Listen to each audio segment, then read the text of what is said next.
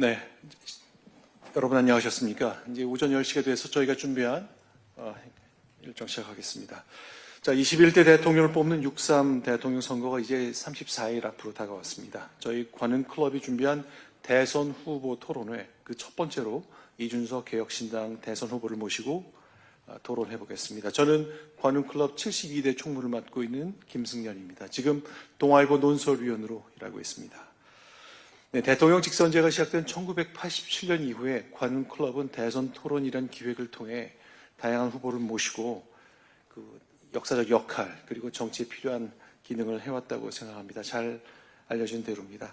그런데 올해는 갑작스럽게 선거가 잡히면서 여러 가지 혼란도 있고 나라 안팎은 갈라져 있습니다.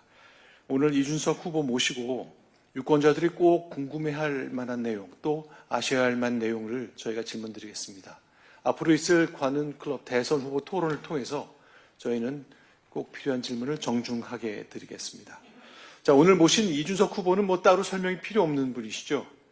양기혁은 생략하고 바로 시작하도록 하겠습니다. 저희 오늘 패널을 소개하겠습니다. 저를 기준으로 왼쪽부터 조선일보 정우상 논설위원입니다. 그 다음 KBS 김대홍 일요진단 라이브의 앵커입니다. 네, 이제 이쪽이죠. 최혜정 한겨레신문 논설위원입니다. 네, 고일환 연합뉴스 부장입니다. 네, 그럼 이준석 후보의 모두 말씀 듣고 토론 시작하겠습니다. 예, 안녕하십니까. 이준석입니다. 요즘 제가 가장 많이 듣는 질문이 이른바 보수진영 일각에 추진되는 빅텐트 단일화에 참여할 뜻이 있는지에 대한 질문입니다. 단도직입적으로 말씀드려서 그럴 일은 없습니다. 1 더하기 1은 2가 될 것이라는 어설픈 정치공학, 그 묻지마 단일화에 제가 응할 생각이 전혀 없습니다. 이유는 분명합니다. 먼저 비상계엄과 조기 대선에 책임 있는 사람들과 함께하기 싫습니다. 서슬퍼런 정권 초기부터 이래서는 안 된다고 맞서 싸웠던 저로서는 권력의 핵심에서 호의호식하면서 망상에 젖어 있던 사람들과 손을 잡는 것은 국민의 상식이 그리고 저희 자존심이 허락하지 않을 것이라고 생각합니다. 둘째, 특정인을 반대하는 목표만이 유일한 연대가 성공할 가능성은 없다고 생각합니다. 전 세계는 과학기술 패권 경쟁으로 뜨거운데 우리는 특정인을 상대로 해서 그를 반대하는 용어를 시대정신으로 앞세운다는 것은 우리가 가진 이상과 능력에 비해서 너무나도 초라한 목표입니다. 저는 두려워서가 아닙니다. 상대가 나빠서가 아니라 우리가 옳기 때문에 그 상대를 넘어설 수 있는, 이길 수 있는 방법이 충분하다고 생각합니다. 셋째, 지금의 빅텐트는 또 다른 진영파리에 불과합니다. 정치를 이렇게 양쪽으로 갈라가지고 독단과 폭주, 그리고 거부권과 탄핵 이렇게 점철됐던 지난날의 그런 분열 정치가 오늘의 사단을 낳았습니다. 또다시 흑백으로 진영을 갈라서 우리 쪽 덩어리를 더 크게 만들면 이길 수 있다는 캐캐 묵은 사고로는 미래를 이어갈 수 없습니다. 우리 정치의 수많은 문제와 파행의 결과로 치러지는 이번 조기 대선은 지금까지와는 완전 다른 출발선을 만들어야 된다고 생각합니다. 판을 다시 짜는 절호의 기회기로 삼아야 하고 압도적으로 새로운 대한민국을 만들자는 국민의 목소리를 온전히 담아야 비로소 한 시대를 마감하고 새로운 시대를 열어갈 수 있을 것입니다. 저 이준석이 만들려는 대한민국은 분명합니다. 그동안 우리 정치는 국민에게 달콤한 사탕발림하는 것에 익숙해져 왔습니다. 보수와 진보 가릴 것 없이 그랬습니다. 뭐 이렇게 해보겠다, 이렇게 사회를 개혁하겠다 이런 약속이 아니라 이걸 주겠다라는 약속에 익숙했고 막혀있는 물길을, 통로를 뚫어가지고 만드는 것이 아니라 저마다 목마르면 물통 하나씩 쥐어주는 그런 손쉬운 방식에 능수능란했습니다. 그로 인해서 책임은 방치한 채 권리만 주장하는 목소리가 높아졌으며 다음 세대는 어떻게 되든 관심 없고 오늘만 살면 된다, 오늘만 살면 된다는 그런 근시안적인 사고방식까지 횡행했습니다. 이런 상황이 지속된다면 대한민국의 미래는 없다고 생각합니다. 저는 이미 19개 정부 부처를 줄여서 13개 부처로 만들어서 기동성 있고 효율적인 정부를 만들겠다는 공약을 발표한 바 있습니다. 존재의 사명이 퇴색한 부처는 통폐합하고 업무가 중복되거나 옥상옥으로 지적받았던 부처는 실무 위주로 개편하겠습니다.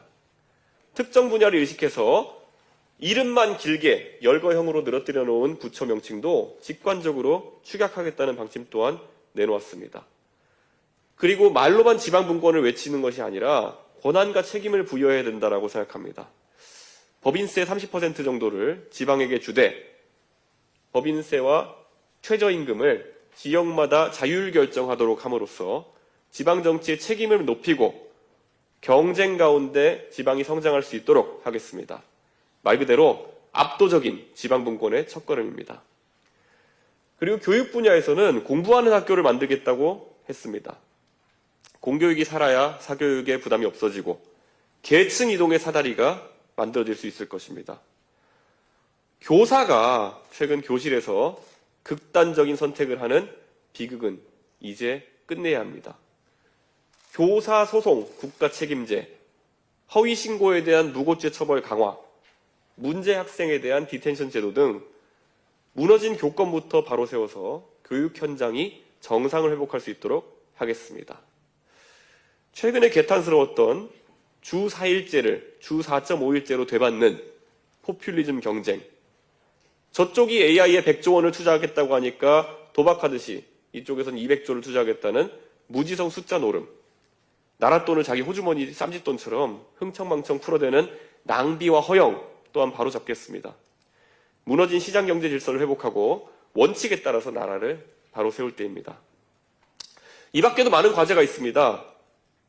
대학에 가지 않는 청년에게도 든든 출발 자금으로 최대 5천만 원까지 저리 대출하겠다는 계획은 대학생들에게 학자금을 대출해주는 것과 형평성을 맞추겠다는 원칙을 바탕에 두고 있습니다. 어느 한쪽을 지원해주는 정책의 이면에 다른 어느 한쪽은 역차별을 느끼고 있는 것은 아닌지 꼼꼼히 살펴보면서 개선해 나가겠습니다. 올해는 광복 80주년을 맞는 해입니다. 전반기 40년이 산업화를 상징하는 시기였다면 후반기 40년은 민주화를 향해 달려온 시기였습니다. 다가오는 40년은 과학기술에서 승부처를 찾는 대한민국이 되어야 한다고 생각합니다. 저는 대한민국이 선진국 반열에 오른 이후 그 혜택을 누리며 성장한 첫 번째 세대입니다. 이념이 치열하게 대립했던 시기를 겪지 않았고 특정한 이념의 향수에 젖어 있거나 특정한 사상에 경도되었다가 좌우를 극단적으로 오가지도 않았습니다. 외국에서 공부할 때도 전 세계에서 모여든 친구들과 당당하게 경쟁하면서 실력을 쌓았습니다. 한쪽으로 치우치지 않고 당당하게 자라난 저희 세대에게 이제는 대한민국을 이끌 지휘봉을 넘겨주십시오. 그럴 때가 되지 않았나 생각합니다. 세계 여러 나라가 발전하는 과정 속에서 혼란의 변곡점을 겪었지만 그때마다 우리가 소용돌이를 벗어날 수 있었던 것은 젊은 세대에게 권한과 책임을 과감하게 넘겨주었던 통 큰 선택에 있었습니다. 마크롱이 프랑스를 그렇게 개혁으로 이끌었고 토니 블레어와 데이빗 캐머런이 영국을 변화시켰으며 오바마와 케네디가 미국 역사의 한 획을 각각 그었습니다. 아마 프랑스 국민도 원내에 의석이 없는 그런 정당이 정부를 이끌 수 있겠냐고 39살의 마크롱에게 물었을 것입니다. 그런데 그들은 그를 대통령으로 선출하는 과감하고도 용기 있는 선택을 했습니다. 결국 그것은 정부만, 대통령만 바꾼 것이 아니라 프랑스의 정치 전체를 바꾸는 계기가 되었습니다. 저는 이번에 훌륭하신 대한민국 국민께서도 프랑스 국민의 못지않은 과감한 선택을 통해서 정치를 바로 세울 것이라 믿습니다. 제가 만들고 싶은 빅텐트가 있다면 과학기술의 빅텐트입니다. 원칙과 상식의 빅텐트입니다. 좌도 우도 아니고 앞으로 나갈 것을 다짐하는 모든 사람들이 함께하는 빅텐트입니다.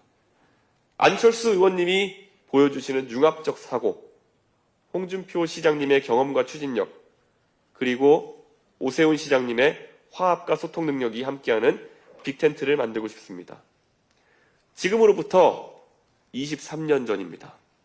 노무현 전 대통령께서는 대통령 후보로서 이곳 관훈토론회 현장에서 이렇게 말씀하셨습니다. 정치 지도자란 때로는 비난을 감수하고 자기를 희생하면서 현실의 벽에 부딪혀야 한다. 노무현의 뜻까지 하나로 모으는 이준석 정부가 되도록 하겠습니다. 더 도덕적이고 더 실력 있는 정부가 되겠습니다.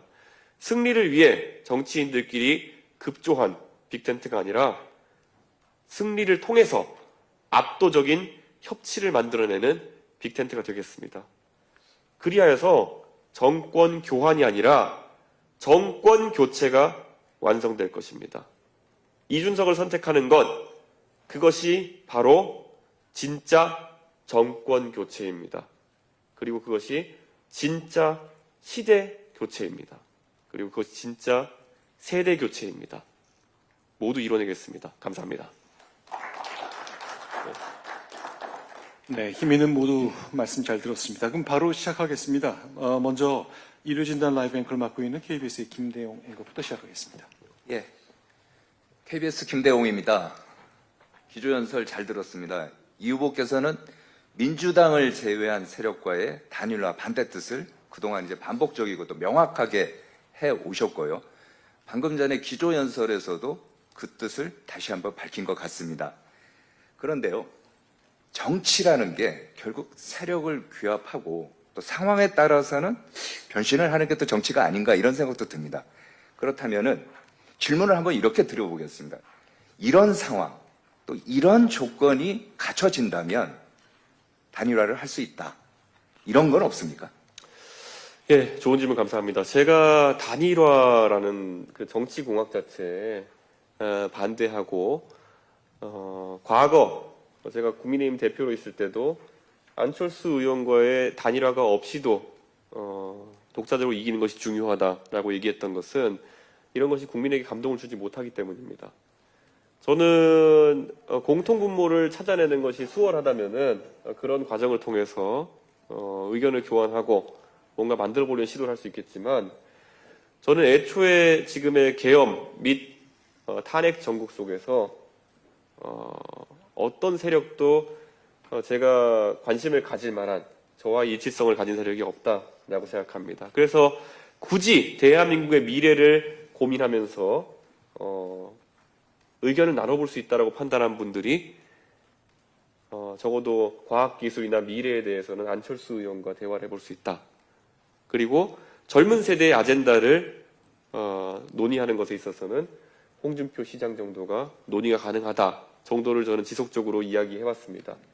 그런데 어제 치열했던 국민의힘의 경선에서 딱 그 두 분이 최종 결선에 진출하지 못하셨다는 것은 이제 마지막 기회와 가능성이 차단됐다는 것을 의미하는 것이 아닌가 그런 생각을 합니다.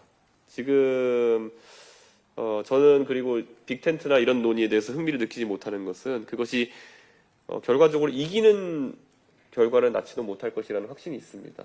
네, 그것은 그 빅텐트라는 것이 아까 말했던 것처럼 특정인에 대한 포비아, 또는 특정인에 대한 거부의식을 바탕으로 형성되는 것일 텐데 한 6개월 전으로 저희가 시간을 되돌리면은 그 특정인에 대한 반감이라는 것이 어쩌면 재료가 될 수 있었을지 모르겠지만 윤석열 대통령이 계엄이라는 매우 큰 상황을 대한민국에 발생시킨 이상 그분의 허물이라는 것이 많은 국민들에게 주요한 아이템으로 등장하지도 않을 것이다. 저는 그런 생각합니다. 그래서 냉철하게 생각해봐도 안 되는 아이템이다. 그렇게 생각합니다.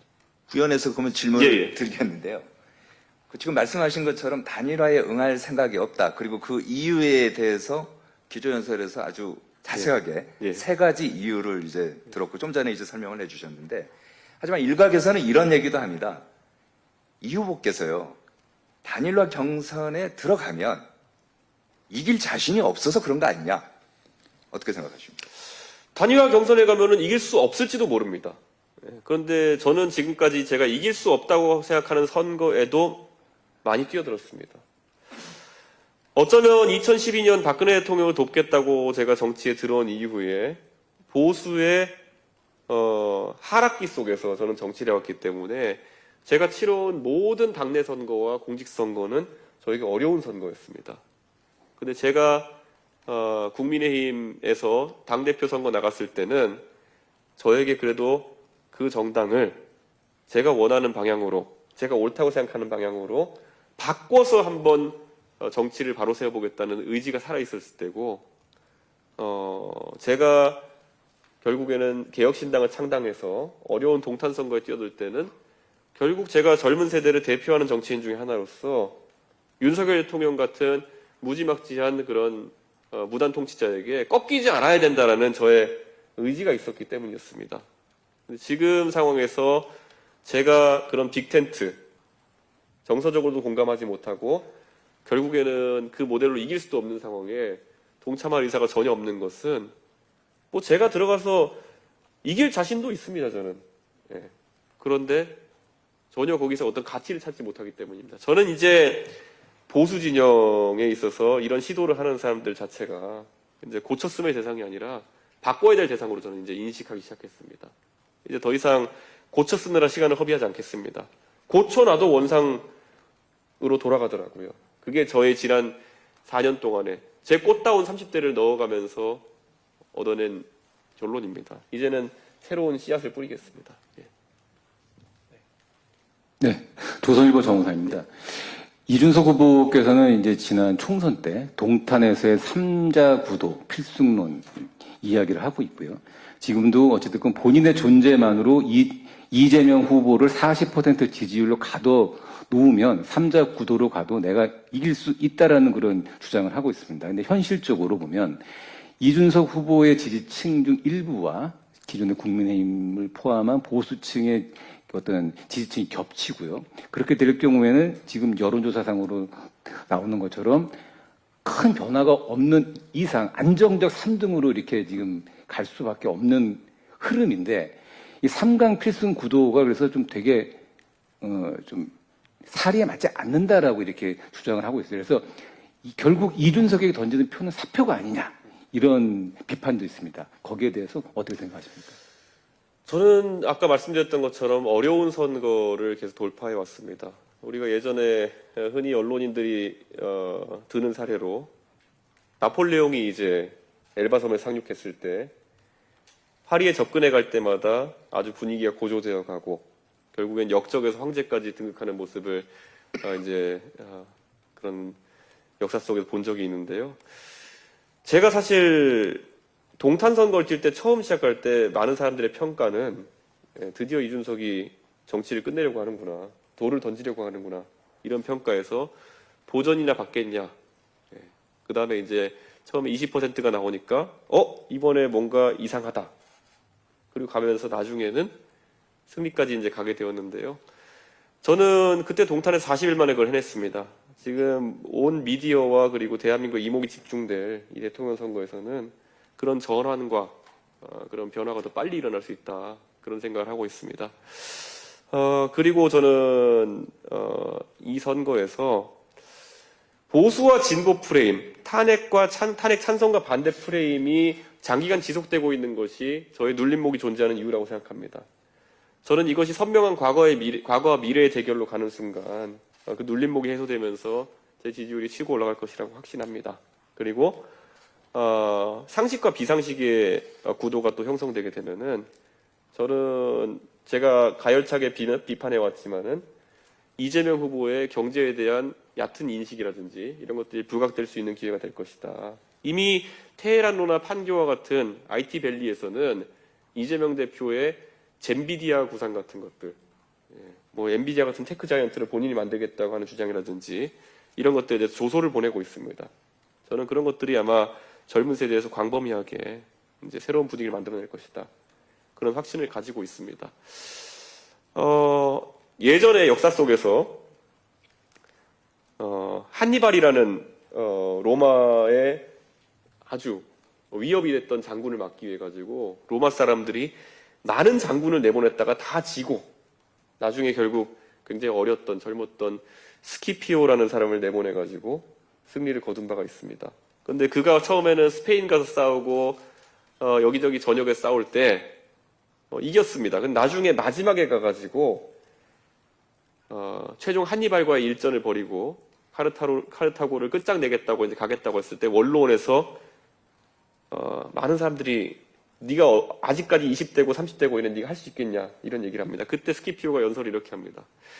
제가 4년 전에 제가 스페인에 가가지고 싸우겠다고 할 때는 보내줘 놓고 그거 이기고 왔더니 왜 지금 와가지고 또 더 나은 목표에 더 중요한 목표에 도전하겠다는데 제 나이를 들먹이고 왜 가능성을 의심하느냐. 제가 단 한 가지 또 말씀드리고 싶은 건요. 만약 이 얘기를 들으실 보수 진영의 분들이 계시다면요. 저는 박근혜 대통령의 탄핵 이후에 전국 단위 선거에서 이재명을 상대로 또는 민주당을 상대로 승리를 만들어냈던 유일한 지휘관이었습니다.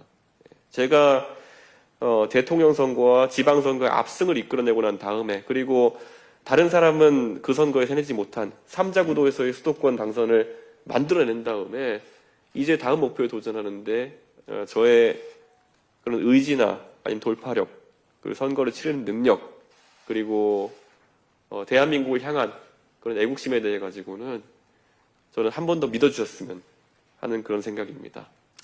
제가 한니발보다 더 두려움의 대상이 되어가고 있는 이재명 대표 꺾어서 보이겠습니다. 예, 추가적으로 여쭙고 싶은 건, 우리 이제 기조연설에서 여러 번 단일화는 없다, 빅텐트는 없다라고 선을 그으면서도 내가 만들고 싶은 빅텐트는 가치의 빅텐트고, 그 빅텐트의 어떤 예로서 안철수, 홍준표, 그리고 오세훈, 이 세 명의 이름을 거명을 했어요. 근데 공교롭게도 세 분 다, 물론 한 분은 이제 오늘 탈당하시겠지만, 다 국민의힘 분들이에요. 근데 국민의힘 분 중에 지금 막상 지금 뛰고 있는 김문수, 한동훈, 그리고 국민의힘은 아니지만 지금 한덕수, 이런 분들의 이름은 또 전혀 언급이 안 됐습니다. 이게 무슨 의미인가요?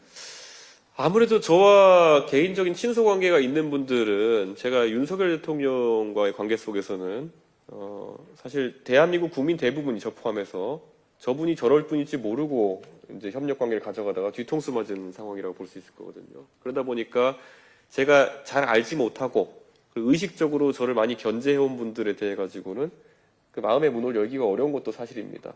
사실 그리고 저는 윤석열 대통령의 그런 비정치인으로서의 그런 행보 때문에 치러지는 조기 대선이라 보는 상황 속에서 한덕수 총리님 같이 관료로서 성공하셨지만은 정치적인 행보는 처음이신 분, 그리고 정치인으로 전환한 뒤에 결국 상대 정당의 승리만 안겨주고 있는 한동훈 후보, 이런 경우에는 저는 정치화가 덜 됐다 또는 정치화의 가능성이 없다라 보기 때문에 굉장한 거리감을 느낍니다.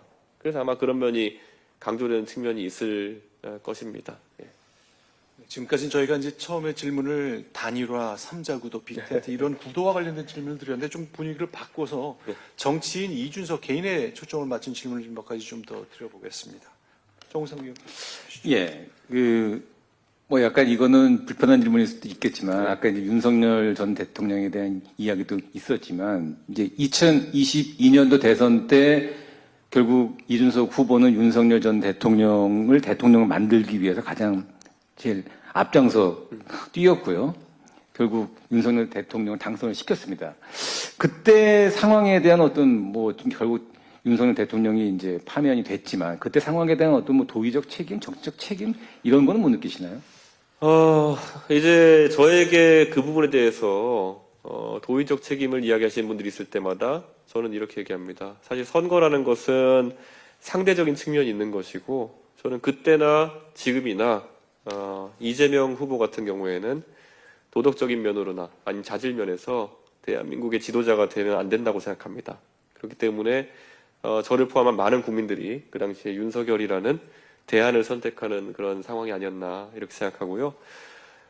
윤석열이라는 사람이 저에게 가했던 그런 고초나 이런 것들에 대해 가지고 국민들이 다 알고 계시겠지만은 그 고초야말로 제가 윤석열이라는 사람을 바로잡기 위한 과정 속에서 비롯되었다는 것을 아실 겁니다. 저는 첫째로는 제가 그 당시 국민의힘의 대표로서 가졌던 책임감, 당원과 국민들이 선출한 당대표에 대해, 대통령 후보에 대해서 당선시키는 것은 당대표가 해야 될 책무라고 생각했고, 그리고 결국에는 정치에 참여한 지 얼마 안 되는 사람이기 때문에 당과 당대표가 그 사람에게 상호 보완적인 그런 어떤 역할을 해서 대한민국이 올바르게 굴러갈 수 있도록 제 최대한의 역할을 해야 된다는 생각을 했습니다. 그런데 결과는 처참했습니다. 네, 저 개인으로서는 거의 인간으로서 모욕감을 느낄 정도의 모함을 당했고, 그로 인해 가지고 저는 제가 제 지역구인 상계동, 제가 제 고향이면서 제가 10년 가까운 기간 동안 인정받고 싶어서 밤새 제가 선거운동을 하고 다녔던 그런 공간을 내줘야 되는 상황까지 왔습니다. 그렇기 때문에 저 개인적인 아픔은 굉장하고, 거기에 대한 피상적이고 아니면은 그냥 옆구리 찔려서 하는 사과 같은 그런 이야기보다는 다시는 그런 정치공학적이고 그리고 호사가들의 바라는 방향대로 정치를 하지 않아서 제가 대한민국을 압도적 새로움으로 이끌어서 정치 문화를 바꿔놓는 방식으로 그 국민들에게 그런 미안함을 갚겠다라는 말씀을 드리겠습니다. 지금 저는 제가 개인적인 트라우마 때문이 아니라 지금 아까 말했던 빅텐트나 이런 것들이 또 똑같은 결과로 나오지 않을까. 이 보수 진영의 민낯이라든지 아니면 보수 진영의 구조적 한계점들을 또다시 제가 저 개인을 갈아 넣어서 덮어주는 상황이 되지 않을까를 우려하고, 이번에는 제대로 개복 수술을 해놓겠습니다. 예, 개복 수술 해놓고 안 되면 바꾸겠습니다. 예, 그래서 저는 진영을 개복 수술하고 한편으로는 대한민국에 대해 가지고 이제는 완전히 새로운, 압도적 새로운 정치 문화를 만들어내겠다는 약속을 드립니다. 그 단일화 논의가 어쨌든 무성하고 예. 실체는 사실 뚜렷하게 나오진 않았지만 실제 후보님께 단일화 의사를 타진한 곳이 있나요? 빅텐트라든지. 타진한 정도가 아니라 공개적으로 이준석이랑은 무조건 단일화해야 된다 이렇게 하고 다니는 분들이 있거든요. 네. 근데 참 전 야멸차게 계속 거절하고 있습니다. 저랑 개인적인 친분이 있는 분들이 얘기하셔도 야멸차게 거절하고 있고요. 제가 비유를 굳이 하자면 이게 제가 나르시스트라서 이렇게 비유하는 게 아니라요. 누군가는 기회를 봅니다. 예, 우리가 대한민국의 모두가 이준석이 가는 길이 성공 확률이 낮다고 볼지라 하더라도 누군가는 기회를 봅니다. 그게 저는 적어도 누군가에게는 인사이트가 있는 행동들이 될 것이다라 보는데, 누군가는 대한민국이 평생 아니면 앞으로도 가발 만들고 안경 만드는 경공업에 의존해서 경제 발전시켜야 된다는 생각을 할 때, 누군가는 중공업에서 기회를 보고 매우 하이리스크 하이리스턴에 도전을 해서 지금의 대한민국을 만들었고요. 누군가는 조선 수군이 12척밖에 안 남았으면은 당연히 수군을 때려치고 육군에 합류해가지고 전쟁을 치르는 게 맞다라고 얘기하겠지만은, 누군가는 거기서 안 막아내면, 바다에서 막아내지 않으면은 나라 망한다라는 얘기를 했고 실제로 지켜내는 성과를 보여주기도 하고요. 저는 지금도 마찬가지로 대한민국을 포퓰리즘에서 막을 수 있는 유일한 길은 3자 구도 속에서 기존의 정치 문법에 휘둘리지 않고 압도적 새로움으로 극복해 나가는 방법이다. 그게 제 자기 확신입니다. 네, 그래서 그 길을 가려고 합니다. 그 한덕수 대통령 권한대행이 이제 조만간 예. 출마 선언을 할 걸로 보이는 상황이고요. 일단은 그 한 권한대행의 출마에 대해서 좀 어떻게 평가하시는지, 그리고 그 기조연설을 보면 그 비상계엄과 조기 대선에 책임 있는 사람들과 함께 할 수 없다라고 이제 규정을 하셨는데, 한 대행은 함께 할 수 있는 분인지 없는 분인지. 저는 단일화나 빅텐트에 대해서는 저는 거부감을 갖고 있지만, 한덕수 대행이 제가 겪어본 윤석열 대통령이라면은 한덕수 대행이 계엄에 대해 가지고 막아세울 수 있는 그런 실질적인 권한은 없었을 것이다 라는 생각합니다. 그렇기 때문에 한덕수 권한대행에 대해서 과도한 책임론을 지우는 것은 저는 문제가 있다 보고, 하지만 제한적으로 저희가 계엄 내각에 있었다라고 볼 수는 있을 것 같습니다. 그래서 국민들의 인식이 좀 호의적이지 않을 거라는 생각을 하게 됩니다. 저는 한덕수 총리님께서 솔직히 왜 이런 판단을 하셨는지 약간 이해가 가지는 않고, 무엇보다도 이게 기술적으로나 아니면 시간 타임라인상 가능한 것인가에 대해서도 아직 강한 의구심을 가지고 있습니다. 그래서 저는 최종적으로는 한덕수 총리님이 정치에 진입하셔서 이번 대선에 투표용지에 이름 올리시는 상황은 굉장히 어렵지 않나 그런 생각합니다. 출마가 어려울 걸로 판단을 하시는 건가요? 예, 뭐 어쨌든 시작은 하시겠지만은 한 달 뒤에 투표용지에 이름을 최종적으로 올리실 가능성은 되게 낮다라고 보고 있습니다. 그 기조연설 내용을 보면 여러 정책 구상들을 많이 밝히셨어요. 네. 뭐 법인세 문제도 있고. 근데 이게 대체로는 다 법 개정이 필요한 사안이잖아요. 근데 개혁신당이 지금 원내 3석밖에 안 되는 굉장히 소수 정당이고, 근데 정책은 결국 법이 뒷받침이 돼야 되는데 이거를 원내에서 어떤 식으로 견인해 낼 수 있는지, 그리고 그걸 위한 어떤 정계 개편 구상 같은 게 있는지 궁금합니다.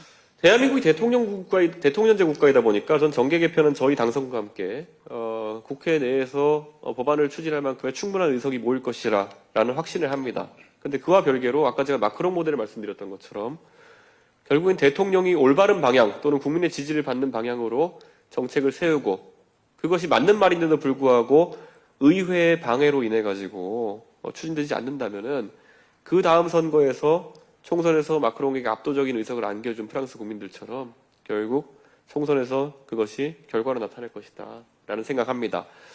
우리나라에서는 이제 총선의 의석이 적은 정당이 어떻게 대선을 통해서 정치를 이끌어 나갈 수 있느냐라는 생각 때문에 그 지적을 많이 하시는데요. 프랑스 국민들은 그런 고민들을 안 하셨고 결국에는 정치의 교체를 만들어내신 거거든요. 전 대한민국에서도 선 대선 후 총선 모델로 정치 교체를 만들어낼 수 있다. 그런 생각을 하고 있습니다. 총선까지는 아직 3년의 시간이 있는 것이고, 그럼 그 사이에는 어떤 식으로 그거를? 아까 저희 개혁신당이 3석이라고 말씀해 주셨는데요. 사실 제가 당선되면 2석이 됩니다. 의원직을 내려내리기 때문에. 그래서 저희는 강제로 협치를 할 수밖에 없는 상황에 놓이게 됩니다. 그래서 저는 제가 당선되면 그날 즉시 우원식 국회의장님께 상의를 드려서 국회에서 여야 협의를 통해서 총리를 추천해달라라고 말씀드릴 겁니다. 그리고 여야가 만약 합의에 실패하면은 민주당에서 총리를 추천해달라, 2인을 추천해주고 제가 그 중에 고르겠다라는 말씀을 드릴 겁니다. 협치가 강제된 상황에서의 협치라는 것은 지금까지 윤석열 대통령과 이재명 대표 같은 극단적 대립주의자들의 대립과는 다른 결과를 낳을 것이다. 저는 그렇게 생각합니다. 이번에 만약에 이재명 대표가 대선에 지게 된다면은 그도 아마 정계를 떠나야 될 겁니다. 대선 2번 지고 사실 극한 대립의 상황을 계속 국민들에게 보여줬던 사람이기 때문에 저는 그 다음에 민주당 지도부라고 하면은 충분히 협치 대상이 될 수 있다. 그런 생각합니다. 그 집권을 하신다면 관심사가 이제 주요 인선일 텐데요. 일단은 뭐 비서실장, 그리고 또 국무총리, 지금 아까 약간 거국적으로 그 내각을 형성하실 것처럼 말씀을 하셨는데, 이 내각 그 관련해서 좀 생각해 두신 인선안이 있으신지. 예, 전 충분히 생각을 해놨고, 뭐, 이름을 대면 당연히 선거법 위반이니까 갈 수는 없겠지만은, 저희가 19개 부처를 13개 부처로 줄이겠다라는 그런 공약도 했습니다. 그와 동시에 13개 부처를 3개의 분야로 나눠가지고, 안보 계열, 그리고 전략 계열, 그리고 사회 계열로 나눠가지고, 안보부총리, 전략부총리, 사회부총리를 두겠다고 했습니다. 이것은 지금까지 장관이 겸임했던 구조를 벗어나가지고 책임부총리제입니다. 그렇기 때문에 저는 지금 부총리급의 인선에 대해 가지고는 제 머릿속에 이미 염두에 둔 인물들이 있습니다. 그리고 이들은 당파를 가리지 않고 필요한 인재들이다. 당파의 영향을 받지 않고 제 머릿속에 염두에 두고 있습니다. 그리고 장관급 인사 같은 경우에 뭐 13명의 인사 풀 같은 경우에는 충분히 복수로 제 염두에 두고 있는 인물들이 있습니다.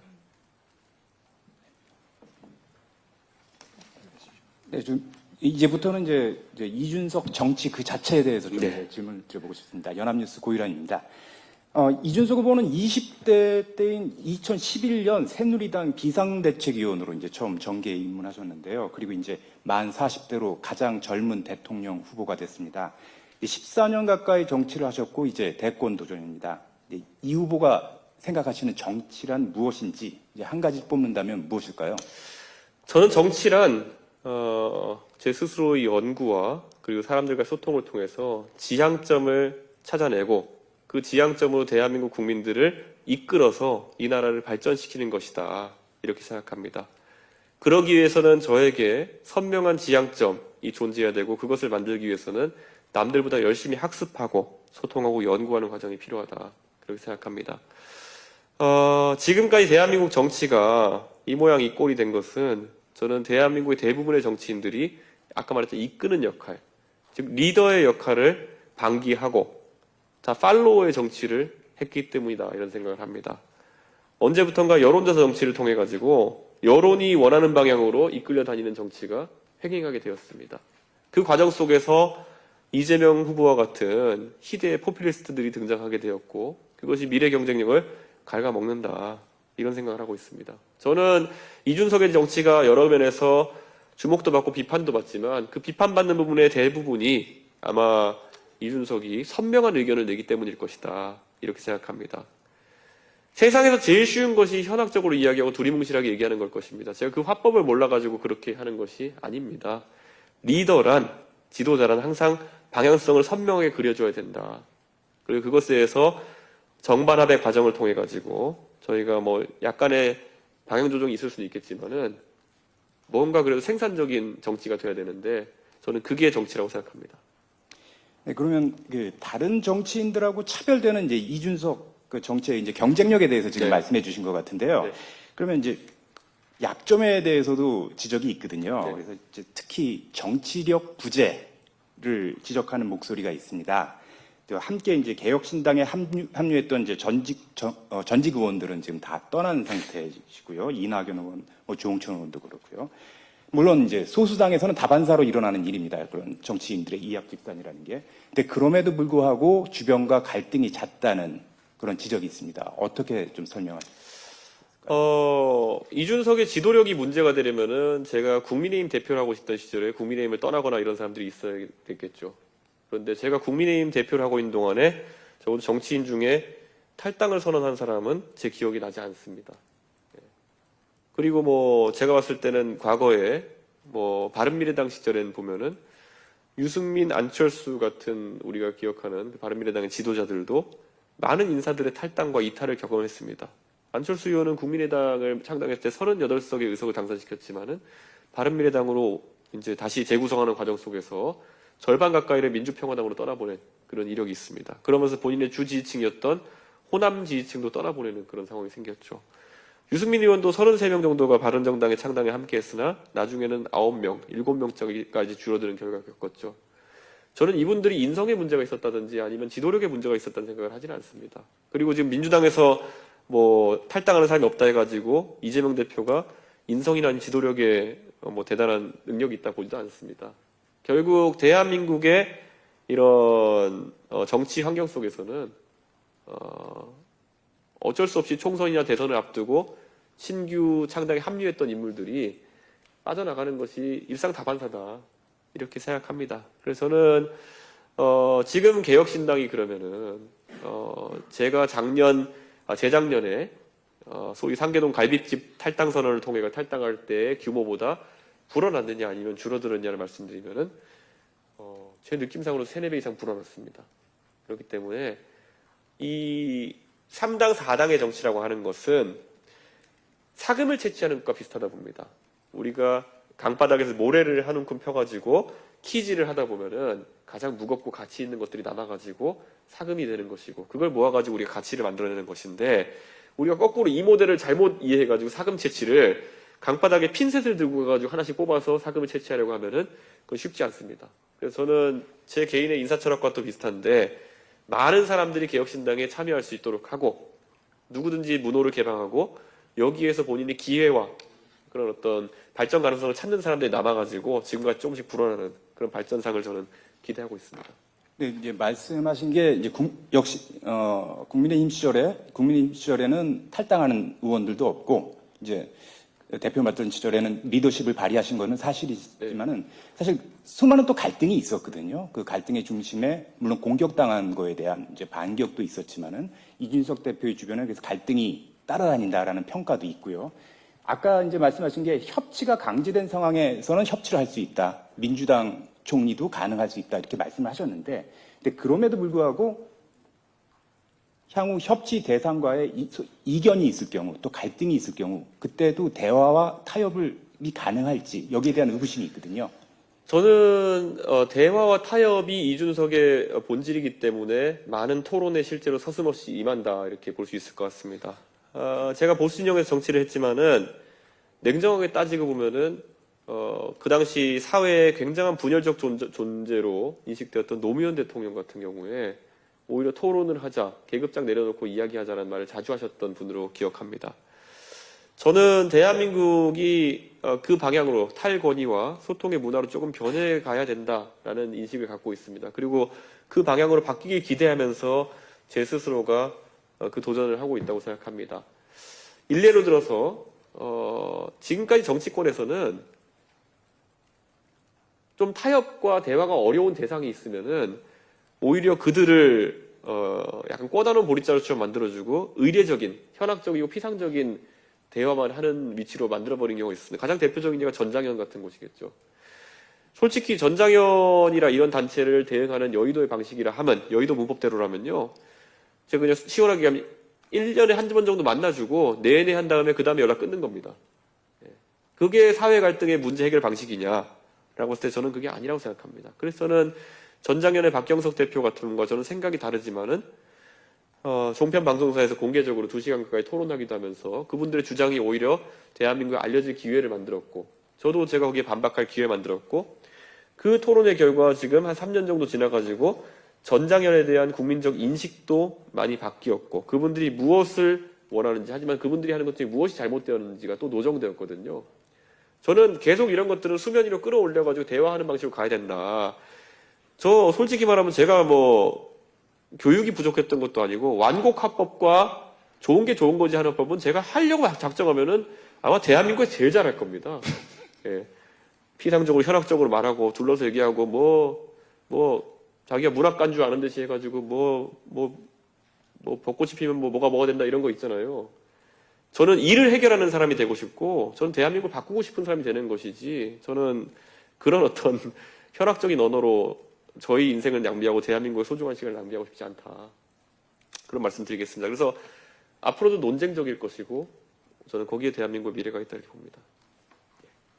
네, 자, 지금은 오전 10시 40분 지나고 이제 한 30분 이상 계속 질의와 응답이 이어지고 있습니다. 굉장히 단호하고 네. 확신에 찬 말씀을 주시고 있어서 굉장히 질문에 대한 즉답이 되고 있는 것 같습니다. 계속 이어서 정우상 논설위원이 질문해 주십시오. 예, 자꾸 이제 좀 듣기 불편한 질문일 수 있겠지만, 이 대한민국 정치사에서, 저는 뭐 개인적으로 20살 이상 성인에게 뭐 이 표현을 쓰는 건 동의하지 않지만, 대한민국 정치사에서 딱 2명의 정치인이 싸가지 없다라는 평가를 받았어요. 한 명이 유시민 전 장관이고요. 그리고 이제 이준석 그 후보인데, 왜 본인에게 이런 평가들이 붙었다고 생각하는지, 아까 뭐 충분히 말씀을 했습니다. 본인이 좋은 게 아니고 분명히 할 말은 하고 문제를 풀기 위해서 하는 과정에서 이런 어떤 비토 정서가 생긴 것 같은데, 근데 함익병 공동선대위원장 말씀을 또 들어보면 그렇지만 지적을 하면 또 잘 받아들인다 이렇게 얘기를 했단 말이죠. 그래서 이런 본인에 대한 평가 그리고 지적을 하면 잘 받아들인다라는 이런 어떤 장점에 대해서 좀 본인 직접 설명해 주시면 좋겠습니다. 함익병 원장님은 특이한 케이스입니다. 저와 비슷하게 극도의 논리 중시형이기 때문에 서로가 저희가 논쟁을 하기도 하고 서로 설득되면 바로 받아들이는 그런 스타일입니다. 제가 함익병 원장님과는 그 가족도 같이 교류해서 그런데 함익병 원장님은 그 사모님과도 그렇게 대화를 하시더라고요. 그러니까 그런 극한의 논리적 대화를 중시하는 인물 사이에서는 또 그런 것이 전혀 서로 간에 어떤 불쾌함 없이 그런 논쟁을 이어갈 수 있다는 것이 저와 함익병 원장님이 나이차가 좀 남에도 불구하고 뒤끝없는 관계로 항상 이렇게 논의를 할 수 있는 상황이 되는 것 같기도 하고요. 저는 우리가 고도 성장기에 있었을 때는 여유가 있었다는 생각을 합니다. 우리가 하는 선택이 다소 좀 최선의 선택이 아니라 하더라도 우리는 끝없이 우상해야 할 것이라는 대한민국 사회에 믿음이 있는 것이죠. 그럴 때는 그 여유를 바탕으로 해가지고 남의 말도 좀 틀린 말도 들어주고 그래 뭐 시행착오를 좀 겪으면서 가도 되지 이런 것이 있었다면은 지금 대한민국 그리고 젊은 세대에게는 그 여유가 없다는 것을 인정해야 될 것 같습니다. 우리가 지금 과학기술 패권 경쟁에서 조금이라도 그냥 입에 발리는 소리 때문에 시간을 낭비하게 되면은 그것이 우리의 경쟁력 저하로 이어지고 도태까지 갈 수 있는 상황이라고 저는 인식합니다. 우리가 한 번이라도 삼성전자가 메모리 반도체에서 기술 경쟁에 밀려날 것이라는 생각을 해본 적 있겠습니까? 그런데 그 HBM이라는 그 사업 영역의 일부에서 있었던 경영진의 판단 하나 때문에 메모리 업계의 1, 2위가 바뀌는 상황이 발생할 수 있다는 것이 현실인 것처럼 저는요, 지금 대한민국의 AI 전략 같은 것만 놓고 본다 하더라도요, 제가 아까도 얘기했지만, 이재명 후보가 100조 투자하겠다고 했더니만은, 거기에 또 한동훈 후보는 200조 하겠다 그러고, 잘 짜여진 정책이 어떻게 100의 단위로 끊어질 수가 있습니까? 그런 것부터가 이분들은 굉장히 피상적으로 이런 걸 접근하는 것이고, 이런 피상적인 숫자 노름하고 있는 상황에 우리 뒤처질 수밖에 없는 것입니다. 현장에서는 이것보다 절박함을 느끼고 있거든요. 그래서 제가 여기에 대해서 지적을 할 수밖에 없는 것이고, 이건 생존의 문제다. 저는 그렇게 생각합니다. 정치 문화에 따라 다르다고 말씀드린 게요. 아마 저나 아니면 아까 유시민 장관 같은 분들, 아니면 함익병 원장이 말하는 걸 보면서 야, 어떻게 저렇게 기분 나쁘게 얘기하지? 싸가지 없지 이렇게 말씀하신 분이 있다면요. 영국에서 우리보다 의회 정치가 훨씬 더 발달하고 오랜 기간 동안 정당 간의 토론 문화가 발달해서 영국의 PMQ라는 것을 찾아보면요. 총리가, 그러니까 수상이죠. 여당 당수죠. 여당 당수가 나와가지고 야당 당수와 요 조그마한 테이블 앞에 놓고 서로 윽박지르면서 대화합니다. 거기서 총리가 무식하다고 망신받는 일도 있고요. 야당 당수가 그냥 말 그대로 인터넷 조롱감이 될 정도로까지 공격당하는 경우도 있습니다. 그것은 그들이 싸가지 없어서가 아니라 그만큼 치열한 겁니다. 네, 저는 대한민국에서 더 이상 그런 현학적이고 진짜 피상적인 대화들로 대한민국 정치권이 굴러간다면 저마저도 사실 기대가 사라질 것이거든요. 그래서 우리는 더더욱 함익병스러워지고 이준석스러워지고 유시민스러워질지도 모른다. 네. 만약에 정말 제가 만약에 대통령이 된다면요, 저는 영국의 PMQ보다 더 치열한 토론회장을 만들겠습니다. 윤석열 대통령이 했던 도어 스태핑 이런 것 수준이 아니라요. 저는 우리가 항상 영수회담 이런 거 한다 그러면은 몇 명이 만나느니 몇 대 몇이 만나는 이런 것 때문에 싸우는데요. 형식 구애받지 않고 야당 당수와 만나가지고 이야기하고 전 과정 공개하고 그렇게 하겠습니다. 그게 대한민국이 앞으로 생존을 할 수 있는 유일한 방법이라고 생각합니다. 자, 그럼 제가 좀 질문 좀 드려보겠습니다. 이번에 계엄 이전부터 그랬고 계엄과 탄핵을 거치면서 이제 사실 우리 사회가 내전 상태가 됐다고 표현하기도 하고 걱정하는 분들이 제각각의 이유를 굉장히 많지 않습니까? 네. 자, 이제 그 중에 하나가 진실이 좀 사라지고 각각 자기의 해석을 진실로 믿는 경향이 굉장히 강해지고 있습니다. 미국서도 그랬고 우리도 아주 강해지고 있는데 그 밑바닥에는 팬덤이라는 것, 진영이라는 것이 있습니다. 사실은 이준석 정치인도 팬덤을 바탕으로 한 정치가 시작됐기 때문에 이건 세상을 향해서 또는 나의 팬덤을 향해서도 할 수 있는 얘기인 것 같은데 지금 이런 심각한 상황을 바꾸기 위해서 좀 뭘 하실 수 있겠습니까? 또는 뭘 바꾸고 싶으십니까?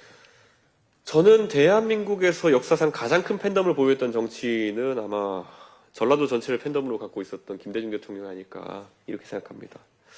그 팬덤은 참 특이했다는 생각을 해요. 그러니까 그 팬덤은 어쨌든 80년 5월 광주의 아픔이나 이런 것을 통해 가지고 거의 김대중이라는 정치인과 일체화 또는 내재화의 과정을 겪었고 그래서 그분이 그 뒤에도 어려운 정치의 과정을 대통령이 되실 때까지 10여 년간 겪으셨지만은 든든한 지원자가 되어줬죠. 제가 기억하는 것은 단 한 번도 김대중 대통령께서 그 거대한 팬덤을 누군가를 공격하는 데 직접적으로 지령을 내리거나 하진 않았다는 것이 기억에 납니다. 저는 그래서 그 팬덤이라는 것이 어쩜 대한민국 민주주의 발전에 있어가지고 오히려 기여를 한 사례로 저는 기억될지도 모른다. 그런 생각을 합니다. 그와 반면 지금 일부 정치 지도자들이 운영하는 팬덤은 김대중 대통령의 그 팬덤과는 비할 바도 없을 만큼 작을 뿐더러 근데 그 작은 팬덤이 인터넷 문화라는 것과 결부되어가지고 다른 사람을 공격하는 수단화가 된 것에 대해서 저는 굉장히 유감을 갖고 있습니다. 근데 저는 적어도 저에게도 일정한 지지층이 있고 함께하는 분들이 있지만은 제가 작년에 그 이낙연 대표 측이랑 이렇게 섣부른 통합을 했다가 거의 저희 팬덤한테 박살나가지고 정치 접을 뻔한 적이 있습니다. 그래서 저는 팬덤과의 관계라고 하는 것도 항상 팬덤에 뭐 끌려다니는 정치를 해서는 안 되겠지만은 그들이 어떤 문화를 형성해 나가느냐에 따라 가지고 저는 대한민국 정치에 긍정적인 기여를 할 수 있다. 그리고 그건 전적으로 정치인들이 어떻게 그들에게 소통하고 어떤 역할을 기대하느냐에 따라 달려있다. 그런 생각합니다. 이제 제가 팬덤도 여쭙고 이제 진실이 제각각의 아, 네. 해석 때문에 여러 가지가 있는 것도 좀 여쭙었는데 그거를 이 다음 질문에 같이 좀 답을 해주시면 좋겠습니다. 사법부가 내린 결정 관련해서 이것 역시 제각각 해석하고 동의하고 반대하고 사사건건 해석이 따르고 미토가 붙습니다. 이제 뭐 앞으로 이번 최근에 헌재도 굉장히 큰 결정을 내렸고 또 내일 또 중요한 판단도 대법원에서 나올 겁니다. 이 사법부 불신의 시대, 진실이 제각각인 시대, 이걸 바꾸기 위해서 세상에 던지고 싶은 메시지랄까, 내가 행동을 해야 될 거는 이런 거다. 어떤 게 있을까요? 저는 대한민국에서 지금 입법, 행정, 사법 모두 다 국민의 불신을 받는 시대가 되어가고 있는 것이 개탄스럽게 느껴집니다. 이 삼권분립의 민주주의 체계를 이룩하기 위해서 우리가 고생했던 시절도 있는데 이것을 무너뜨리기는 너무 쉽다는 생각을 하게 됩니다. 거기에 더해서 사실 이 자리에 언론인들이 많이 계시지만은 언론의 어쨌든 그런 명예나 이런 것들도 뉴미디어라고 하는 그런 새 영역에 의해 가지고 굉장히 훼손되기도 하고 또 때로는 공격받기도 하는 그런 상황이 발생하고도 있습니다. 그런데 우리가 여기서 봐야 될 것이 싸잡지 않았으면 좋겠습니다.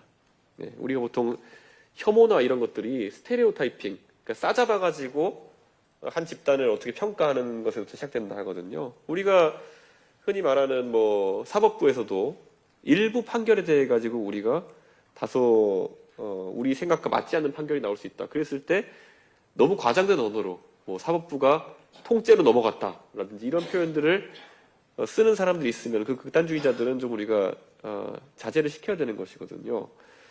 예를 들어서 언론에서도 보면은 언론인들이 쓰는 기사에 대해 가지고 다소 뭐 과도하게 상업적인 기사를 썼다든지 이런 것 때문에 비판받는 경우가 있고 그래서 기레기라는 실제 용어를 쓰는 경우도 있고 한데 그게 언론 전체를 싸잡아가지고 공격하기 시작하면은 언론인들도 감정적으로 대응할 수밖에 없는 거거든요. 그러니까 저는 싸잡기, 그러니까 혐오의 기술이거든요. 그러니까 저는 그런 것에 대해 가지고는 우리 사회가 굉장히 냉철해져야 된다. 뭐든지 싸잡으면은 그때부터 사회 갈등이 양산되는 겁니다. 흑인은 다 이래.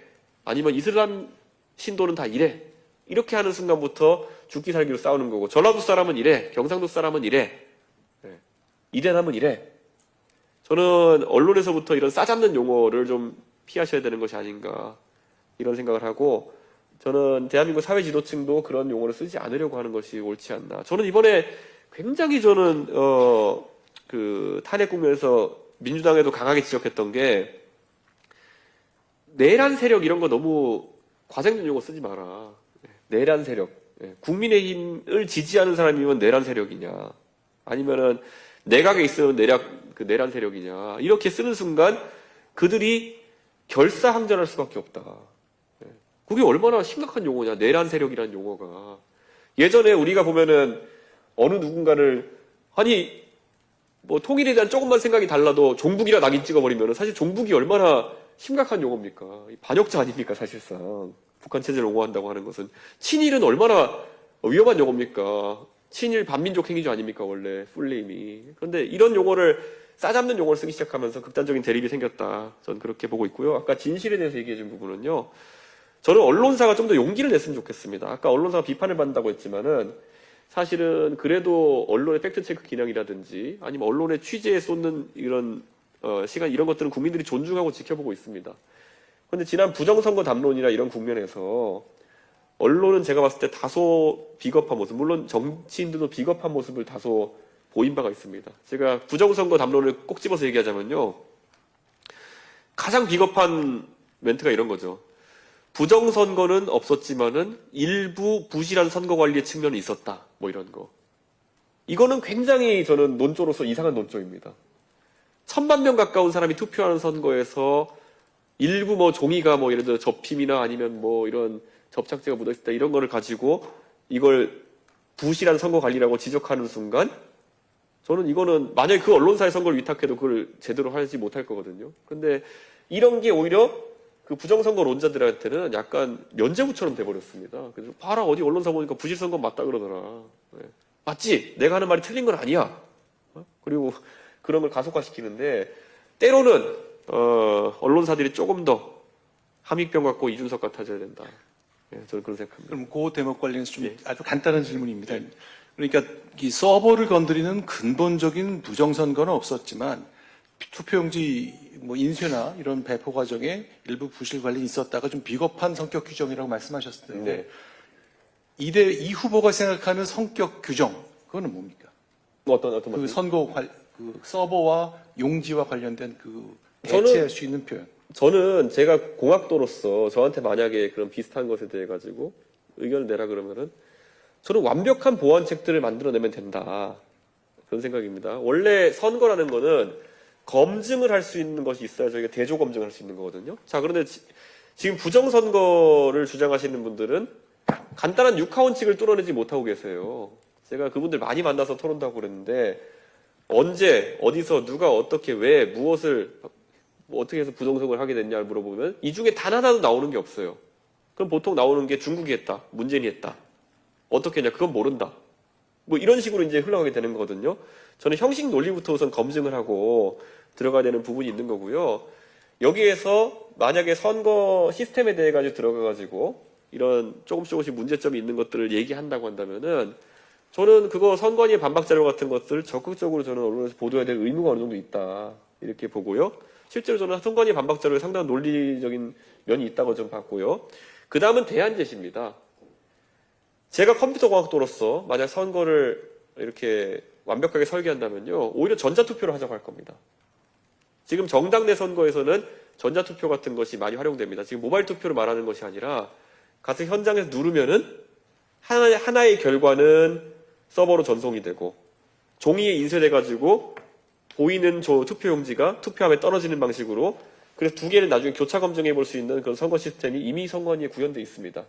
그런데 이걸 도입하자든지 뭔가 대안을 제시하는 것이 있어야 될 텐데 지금 우리나라의 선거관리위원들 어차피 뭐 알바로 오시는 분들도 있고 거기에 선거 실무자들 중에 보면은 뭐 공무원인데 그냥 투입되는 분들도 있고 이분이 체계적인 선거관리 교육을 받은 분들이 아닌데 이분이 전국에 만여 개 되는 어떤 개표소나 아니면 투표소에서 발생하는 문제에 대해서 어떻게 책임을 질 수 있겠느냐. 저는 그런 것들을 자신감 있게 얘기해야 된다. 그냥 당위론에 빠져가지고 아니 그래도 한 표라도 잘못되면 안 되지. 저도 알아요. 그런데 그걸 그럼 구현을 어떻게 할 것이냐에 대해서는 현실적인 한계가 있다는 것을 저는 드러내서 얘기해야 되지 않을까. 저는 그런 생각이고 물론 이 담론의 과정 속에서 선동가들 때문에 언론사들이 상당한 공격도 받고 그래가지고 힘들어했던 걸 알고 있지만은 그래도 저는 진실을 보도하고 또 패기 있게 보도하는 건데 뭐 독재 정권 때 싸우던 것에 비하면은 저는 덜한 압박 아니겠습니까? 뭐 선동가들이 하는 것이.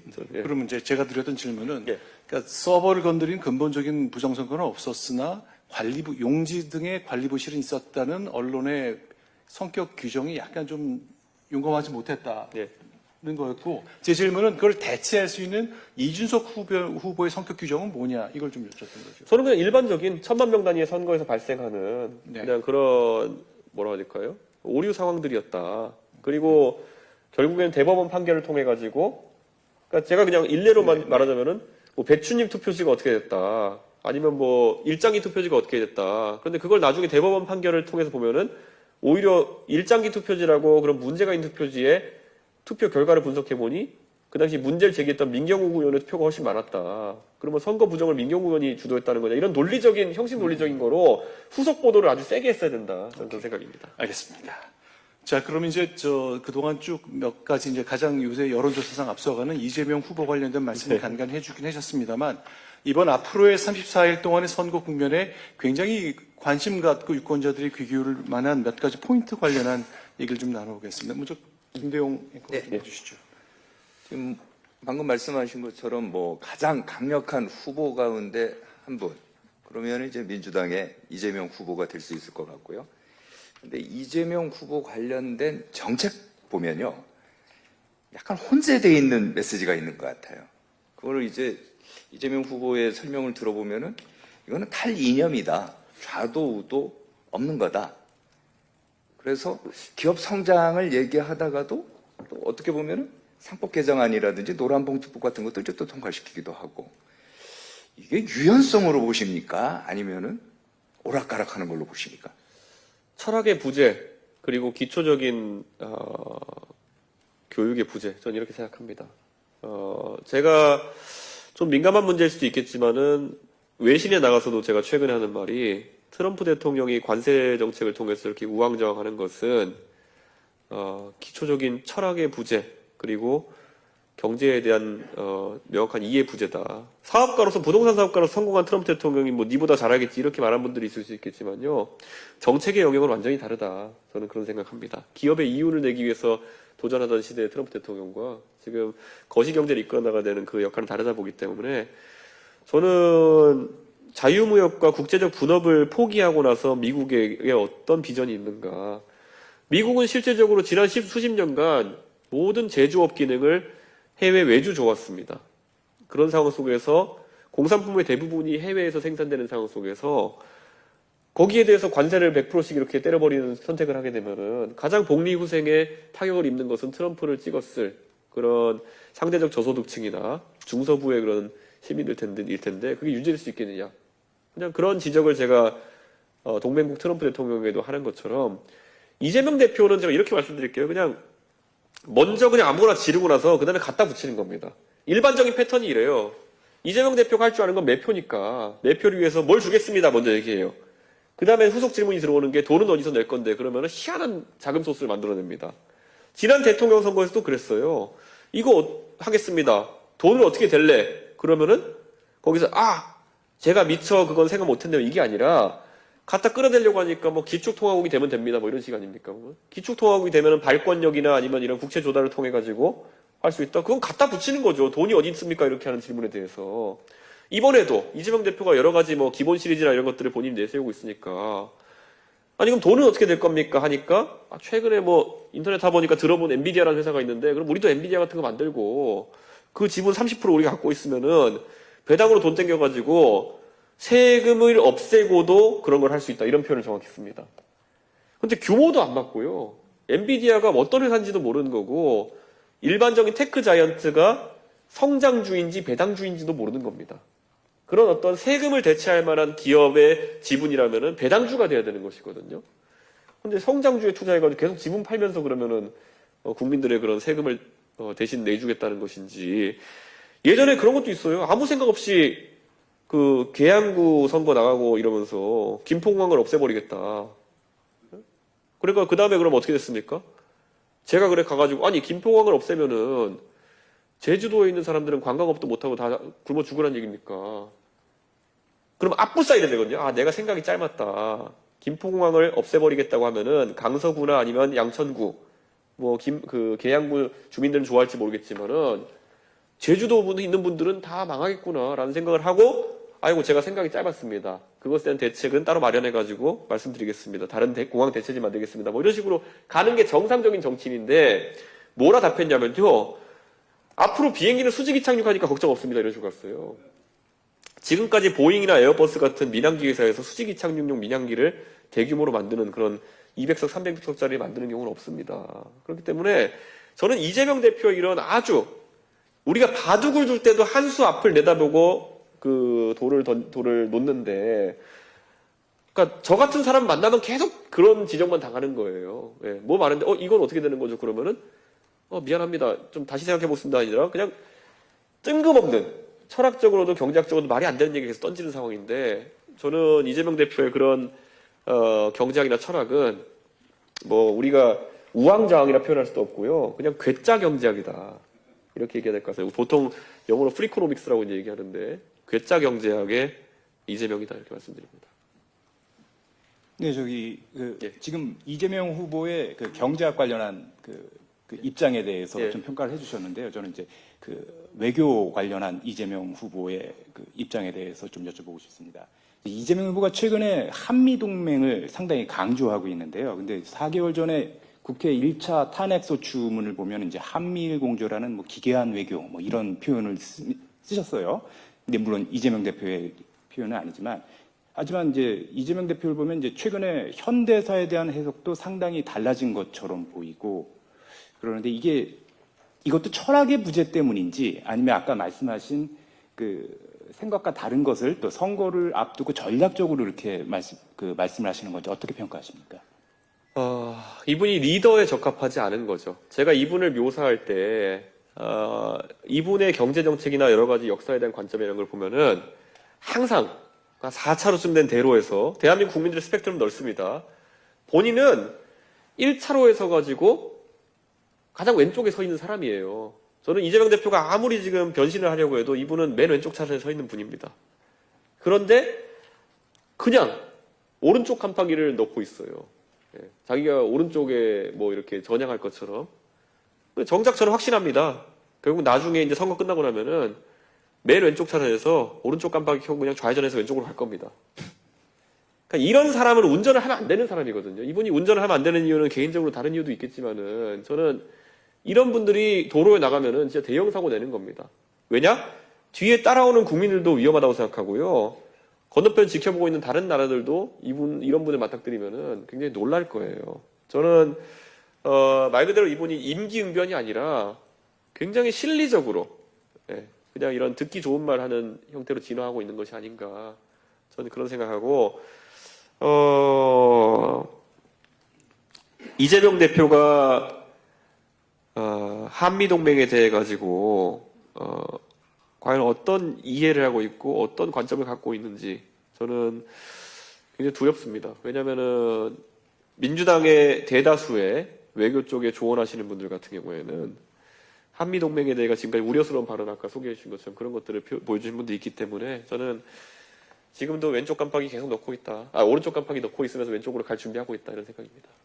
제가 이제 이준석 후보의 답변 중에 좀 생각이 나서 간단히 하나만 좀 여쭤보겠습니다. 이제 내가 생각이 짧았습니다 하고 좀 접어야 되는데 다른 얘기를 한다고 이제 지적을 해주셨는데 네. 사실 정치인들이 내 생각이 짧았습니다 하는 얘기는 참 어렵기도 하겠거든요. 그런 사례도 좀 보기가 힘든 것 같은데 혹시 이 후보는 그래 본 적 있어요?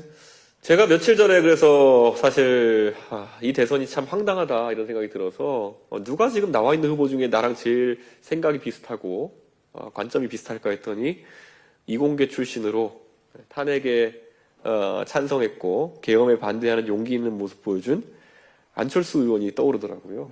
네.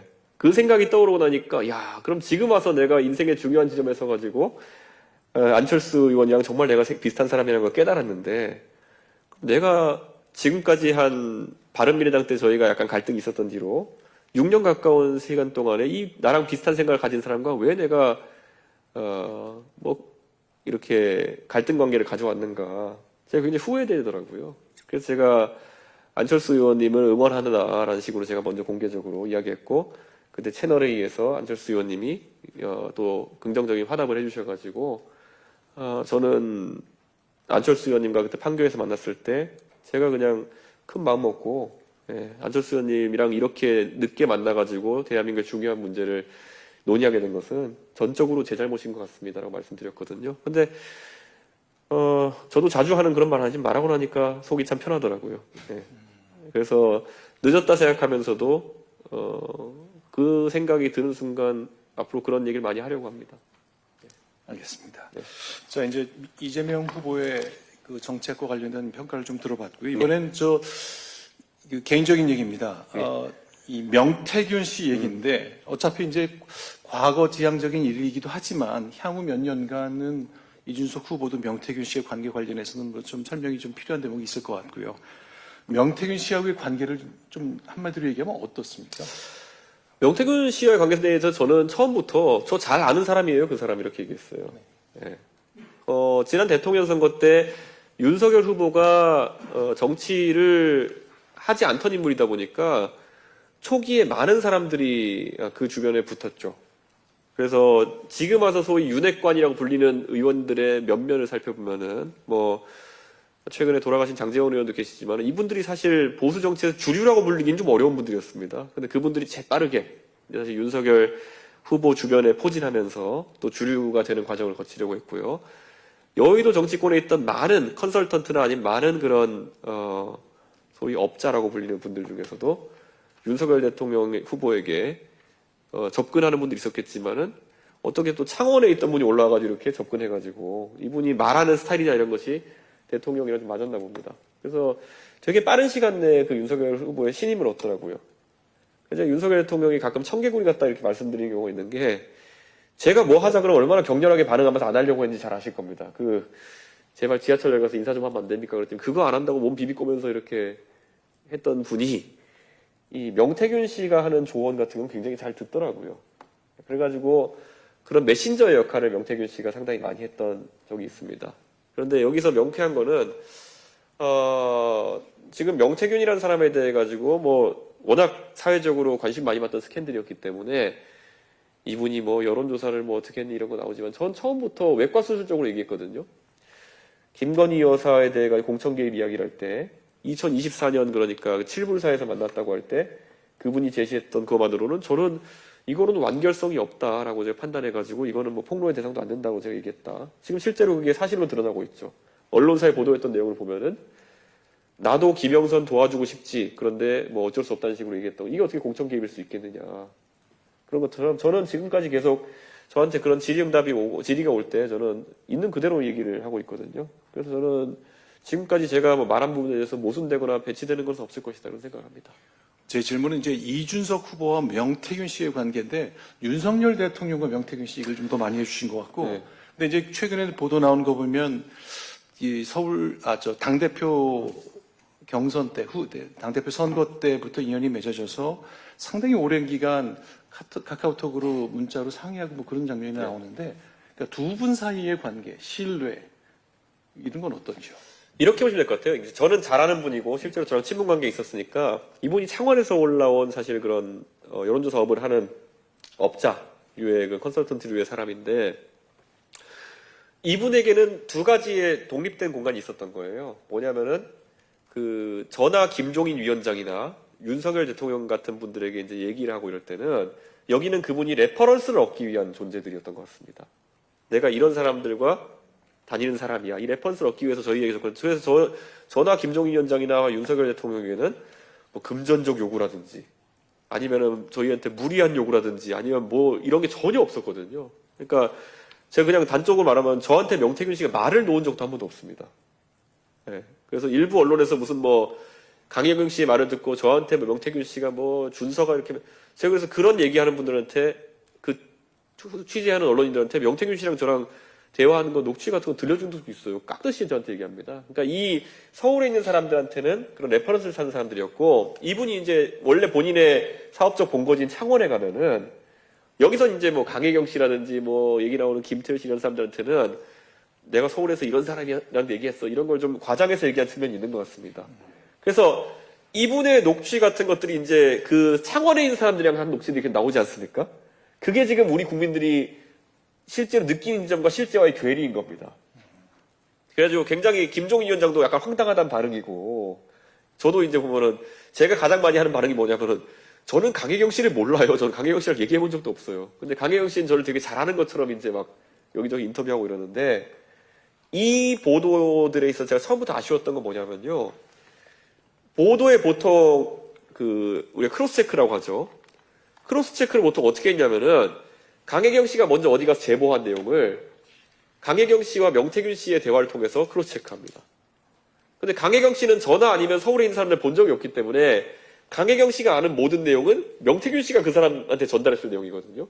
그러니까 A랑 A-를 서로 검증해가지고 크로스 체크가 됐습니다 하고 기사 나가는 경우가 굉장히 많다는 거죠.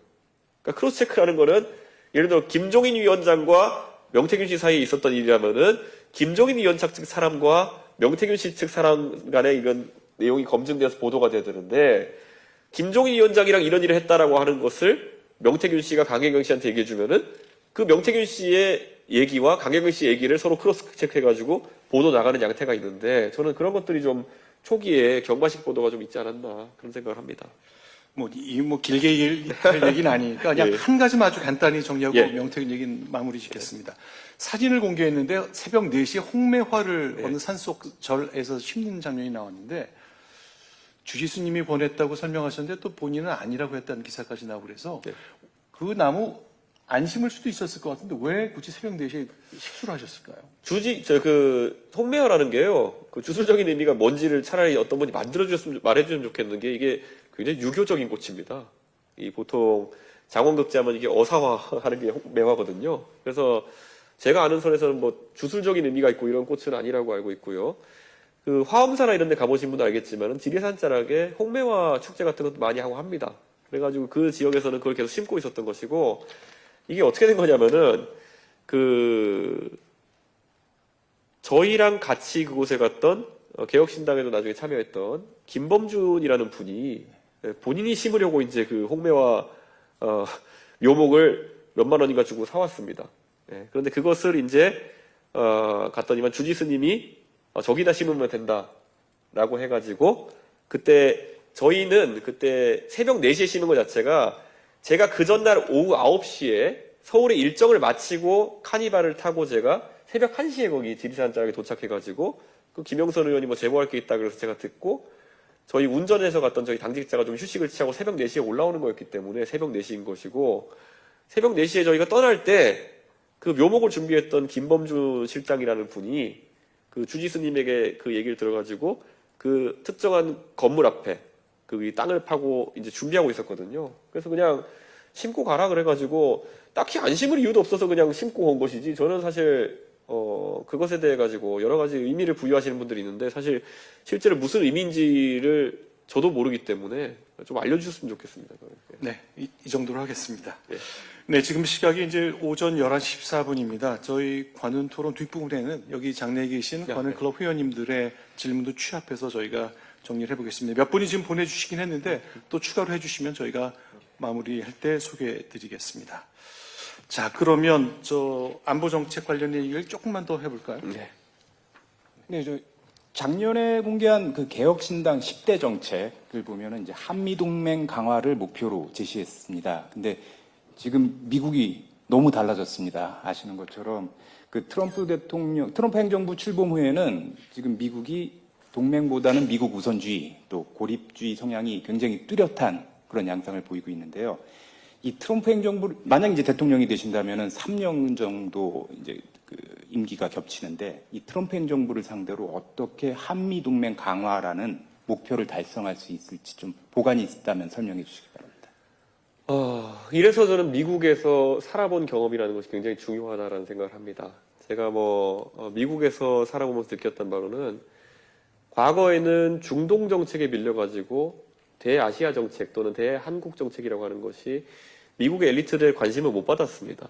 제가 하버드대학교에 그 기라성 같은 학생들 사이에 있으면서도 한국에 대한 이슈가 한 번도 대화에 오르는 것을 보지 못했거든요.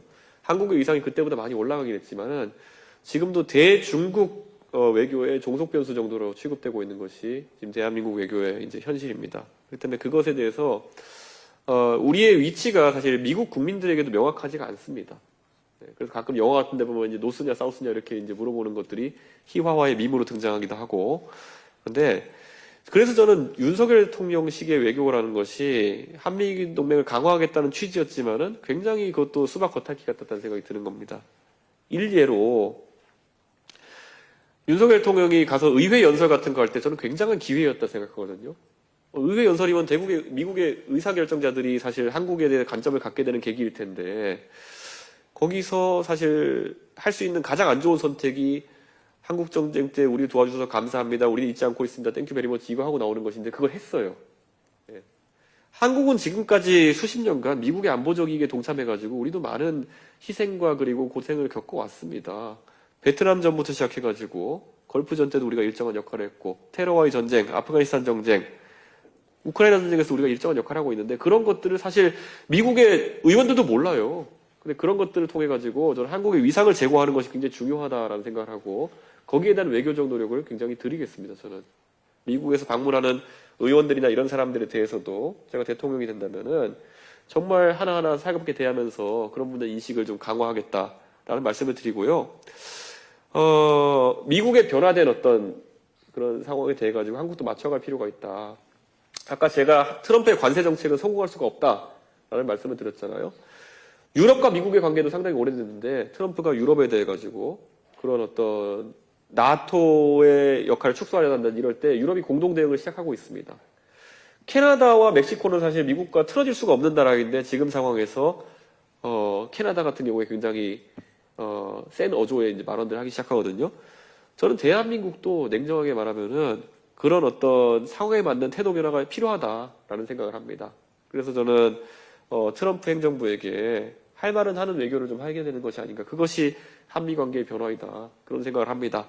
트럼프한테 저는 가장 먼저 이런 얘기 할 겁니다. 지금 한국에 대해 가지고 여러 가지 무역 장벽을 높이는 순간 가장 타격을 입게 될 곳은 아마 미국에 있는 자동차 산업과 그리고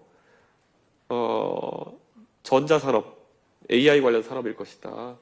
엔비디아의 공급망 체인이 있어가지고 한국이 이천에서 만들어진 HBM의 역할이 얼마나 중요한지 알고 있지 않느냐. 저는 이런 지렛대를 바탕으로 해가지고 선명한 외교를 해야 된다. 저는 그런 생각하는 거고요. 사실 새로운 도전일 수 있겠습니다만은 저는 그 방향성이 옳다고 봅니다. 네, 좀 추가해서 좀 질문을 드릴 게 이제 그런 미국의 또 변화, 그다음에 이 동아시아와 모든 하여튼 이 한반도뿐만이 아니라 동아시아와 그다음에 전 세계적으로 지형이 변화가 있는데요. 특히 이제 중국 관련해 가지고 중국은 이런 상황에서 한미 동맹, 그다음에 또 한미일 협력 이거에 틈을 벌리기 위해서 한국에 꽤 공세적인 입장을 취할 가능성이 있고 또 실제로 또 지금 그런 모습도 보이고 있습니다. 중국과의 관계는 어떻게 나가야 될지 좀 설명 좀 부탁드립니다. 저희가 이제 중국과의 관계에서 좀 조심해야 되는 것은 중국이 굉장한 경제적 위기에 빠져 있는 것은 사실인 것 같습니다. 그 공급을 최대한 확대해가는 형태의 중국 경제성장 모델에서 지금은 중국의 공급만큼 세계가 소비를 해주지 못하는 상황 속에서 물량 밀어내기 하고 있는 상황이거든요. 가장 대표적인 게 철강이나 이런 곳에 있어서 한국의 포스코가 지금 이제 위협받고 있는 상황 같은 것도 중요하고요. 우리가 최근에 작년 같은 경우만 해도 알리 테무발 대란 같은 것이 있었습니다. 어떻게 1불짜리 물건을 샀는데 배송비도 없이 한국까지 날아 들어오냐. 그것은 공급을 통해 가지고 물량 밀어내기를 중국이 하고 있다는 그런 이야기거든요. 저는 우리가 대중국으로는 적절한 환율 정책 같은 것을 저희가 펴서 그런 일이 실제 우리 산업 자체를 무너뜨리지 않게 하는 것이 중요하다. 지금 포항이나 이런 곳들 가보면은 철강 산업 같은 경우 굉장히 위험한 상황이 됐고 여수에도 석유화학단지가 지금 이제 사실상 경쟁력을 잃어가고 있는 상황이거든요. 이걸 방어하기 위한 적절한 비과세 장벽 그리고 적절한 또 환율 정책 같은 경우에는 우리가 꼭 필요하다. 그 과정에서 미국과 보조를 맞춰야 될 부분이 있으면 또 그건 맞춰야 되는 것이고요. 제가 최근에 쓰기 시작한 용어가 미국에만 러스트벨트가 있는 것이 아니다. 우리나라에도 러스트벨트가 있다. 국가산단, 구미 아니면 또 온산 아니면은 또 포항, 창원, 군산 이런 곳들의 문제에 대해 가지고 대중국 정책 저희가 잘 만들어내야 된다. 이런 강조를 하고 싶습니다. 네, 또 한 가지 더 여쭤보겠습니다. 이 후보님 그 지지층인 이제 젊은 세대 중에서는 상당히 지금 남북 통일을 선호하는 그 비율이 꾸준히 이제 줄어들고 있다는 조사가 있습니다. 그 밀레니얼 세대 중에서는 통일보다는 평화 공존이 낫다. 뭐 이런 이런 의견을 갖고 있는 분이 60%에 달한다는 조사도 있는데요. 그 이 후보님 통일관에 대해서 좀 설명해 주시기 바랍니다. 과거에는 이제 평화적 흡수 통일이라는 단어를 쓰신 걸로 기억이 되는데 남북 통일이나 대북 관계에 대해서 어떤 입장이십니까요? 저는 제가 90년대 때 제가 받았던 통일 교육이라는 건 정말 쓸모없는 교육이었구나라는 걸 느끼게 됩니다. 왜냐, 우리가 그때 뭐 초등학교, 중학교 때 있긴 하지만은 뭐 아이스크림은 얼음 보승이라고 한다. 이건 무슨 의미가 있는 교육입니까? 그런데 사실 오히려 통일을 앞두고 젊은 세대가 조금 더 고민해봐야 될 지점은 만약 통일이 현실화되면은 우리가 제도상에 어떤 판단을 해야 될 것이냐. 제가 가장 많이 던지는 화두가 통일이 됐다. 그럼 북한의 토지를 우리가 민간에 불화할 것이냐, 아니면 국가 소유로 두고 중국식 임대를 하느냐, 어떻게 할 것이냐 이런 것도 고민해봐야 된다. 아니면 n분의 1 해가지고 북한 사람들의 새 출발 자금으로 줘야 되는 것이냐 이런 거 한번 논의지 않았고, 자 그러면 김정은을 어떤 사람으로 규정할 것이냐. 우리는 사실 천안함 사태, 천안함 폭침 등을 일으킨 굉장한 범죄자로 지금 보고 있는 관점이 공식적인 관점인데, 그럼 만약에 김정은이 평화통일에 합의를 하게 되면은 그 사람에 대해서 면책을 할 것이냐. 동독과 서독의 관계에 있어서 가지고 그때는 물론 서독이 동독을 흡수통일한 것이지만 서독은 호네커를 법정에 세웠습니다. 호네커가 동독 주민이 탈출하는 것을 총살하도록 했다는 것 때문에 호네커를 법정에 세우고 재판받다 죽었거든요. 김정은한테도 그렇게 하겠느냐. 그러면 김정은이 호의적으로 반응 안 할 텐데. 북한에 어떤 것까지 인정하겠느냐. 우리가 국립묘지가 있다 그러면 혁명 열사릉도 국립묘지를 인정할 것이냐. 이런 주제를 던지면은 오히려 통일에 대해서 더 젊은 세대에 가깝게 느껴지고 재밌게 생각합니다. 이런 화두들에서. 그런데 지금까지는 사실 이런 것들이 테이블에 많이 안 올라왔었거든요. 저는 적극적으로 그런 걸 테이블에 좀 올리고 싶고요. 통일을 저는 하나의 기회로 봅니다. 왜냐하면 지금 저출산이 고착화되어 있는 상황 속에서 소비 시장을 늘리고 노동 인구를 다수 편입시킬 수 있는 방법의 하나로서 저는 통일의 긍정적인 측면을 보거든요. 그래서 일반적인 그 비용만을 생각하는 젊은 세대와는 좀 다른 관점을 가지고 있습니다. 그런데 이런 것들을 그래서 저만 해도 제가 40대 초반이 이제 됐는데 그 20, 30대와의 간극이 좀 있다 한다면 설득해 나가야 되는 거거든요. 저는 그래서 이런 새로운 아젠다들을 많이 테이블에 던져놓고 싶다. 그런 생각입니다. 그리고 제가 흡수 통일을 얘기했던 거는요. 80년대까지였으면 모르겠지만 이제 북한의 제도 중에서 건질 만한 게 없는 것 같습니다. 북한의 경제제도, 교육제도 뭐 이런 것들 하나도 건질 게 없기 때문에 우리 체제로 완전한 통일이 이루어질 것이다. 그런 생각을 하기 때문에 그런 말씀을 드린 겁니다. 네, 짧게 하나 질문드리겠습니다. 아까 방금 그 김정은 국무위원장에 대해서 언급이 나와서 그러는데 네. 얼마 전에 그 대통령이 될 경우 그 북한 김정은에게 조건 없이 대화를 제안하겠다라는 발언을 하신 적이 있는데요. 지금 핵무장을 한 김정은이 남북 관계를 적대적 관계로 규정하고 굉장히 위협적으로 나오는 상황에서 이 대화라는 게 어떤 의미에서 이 대화를 제안하신 것인지 좀 배경을 설명해 주시죠. 저는 핵이라는 것은 결국 어느 정도 핵에 의한 공포에 의한 평화라는 걸 만들어낼 가능성이 있다 봅니다. 저는 그런 의미에서 북한 핵을 긍정적으로 평가하는 건 아니지만은 오히려 김정은이 핵을 갖게 되는 순간 우리는 핵의 억지력을 강화해야 되는 것이고 우리가 일정한 핵의 억지력을 보유하게 되는 순간 저는 오히려 대화의 장이 만들어질 수 있다는 생각을 합니다.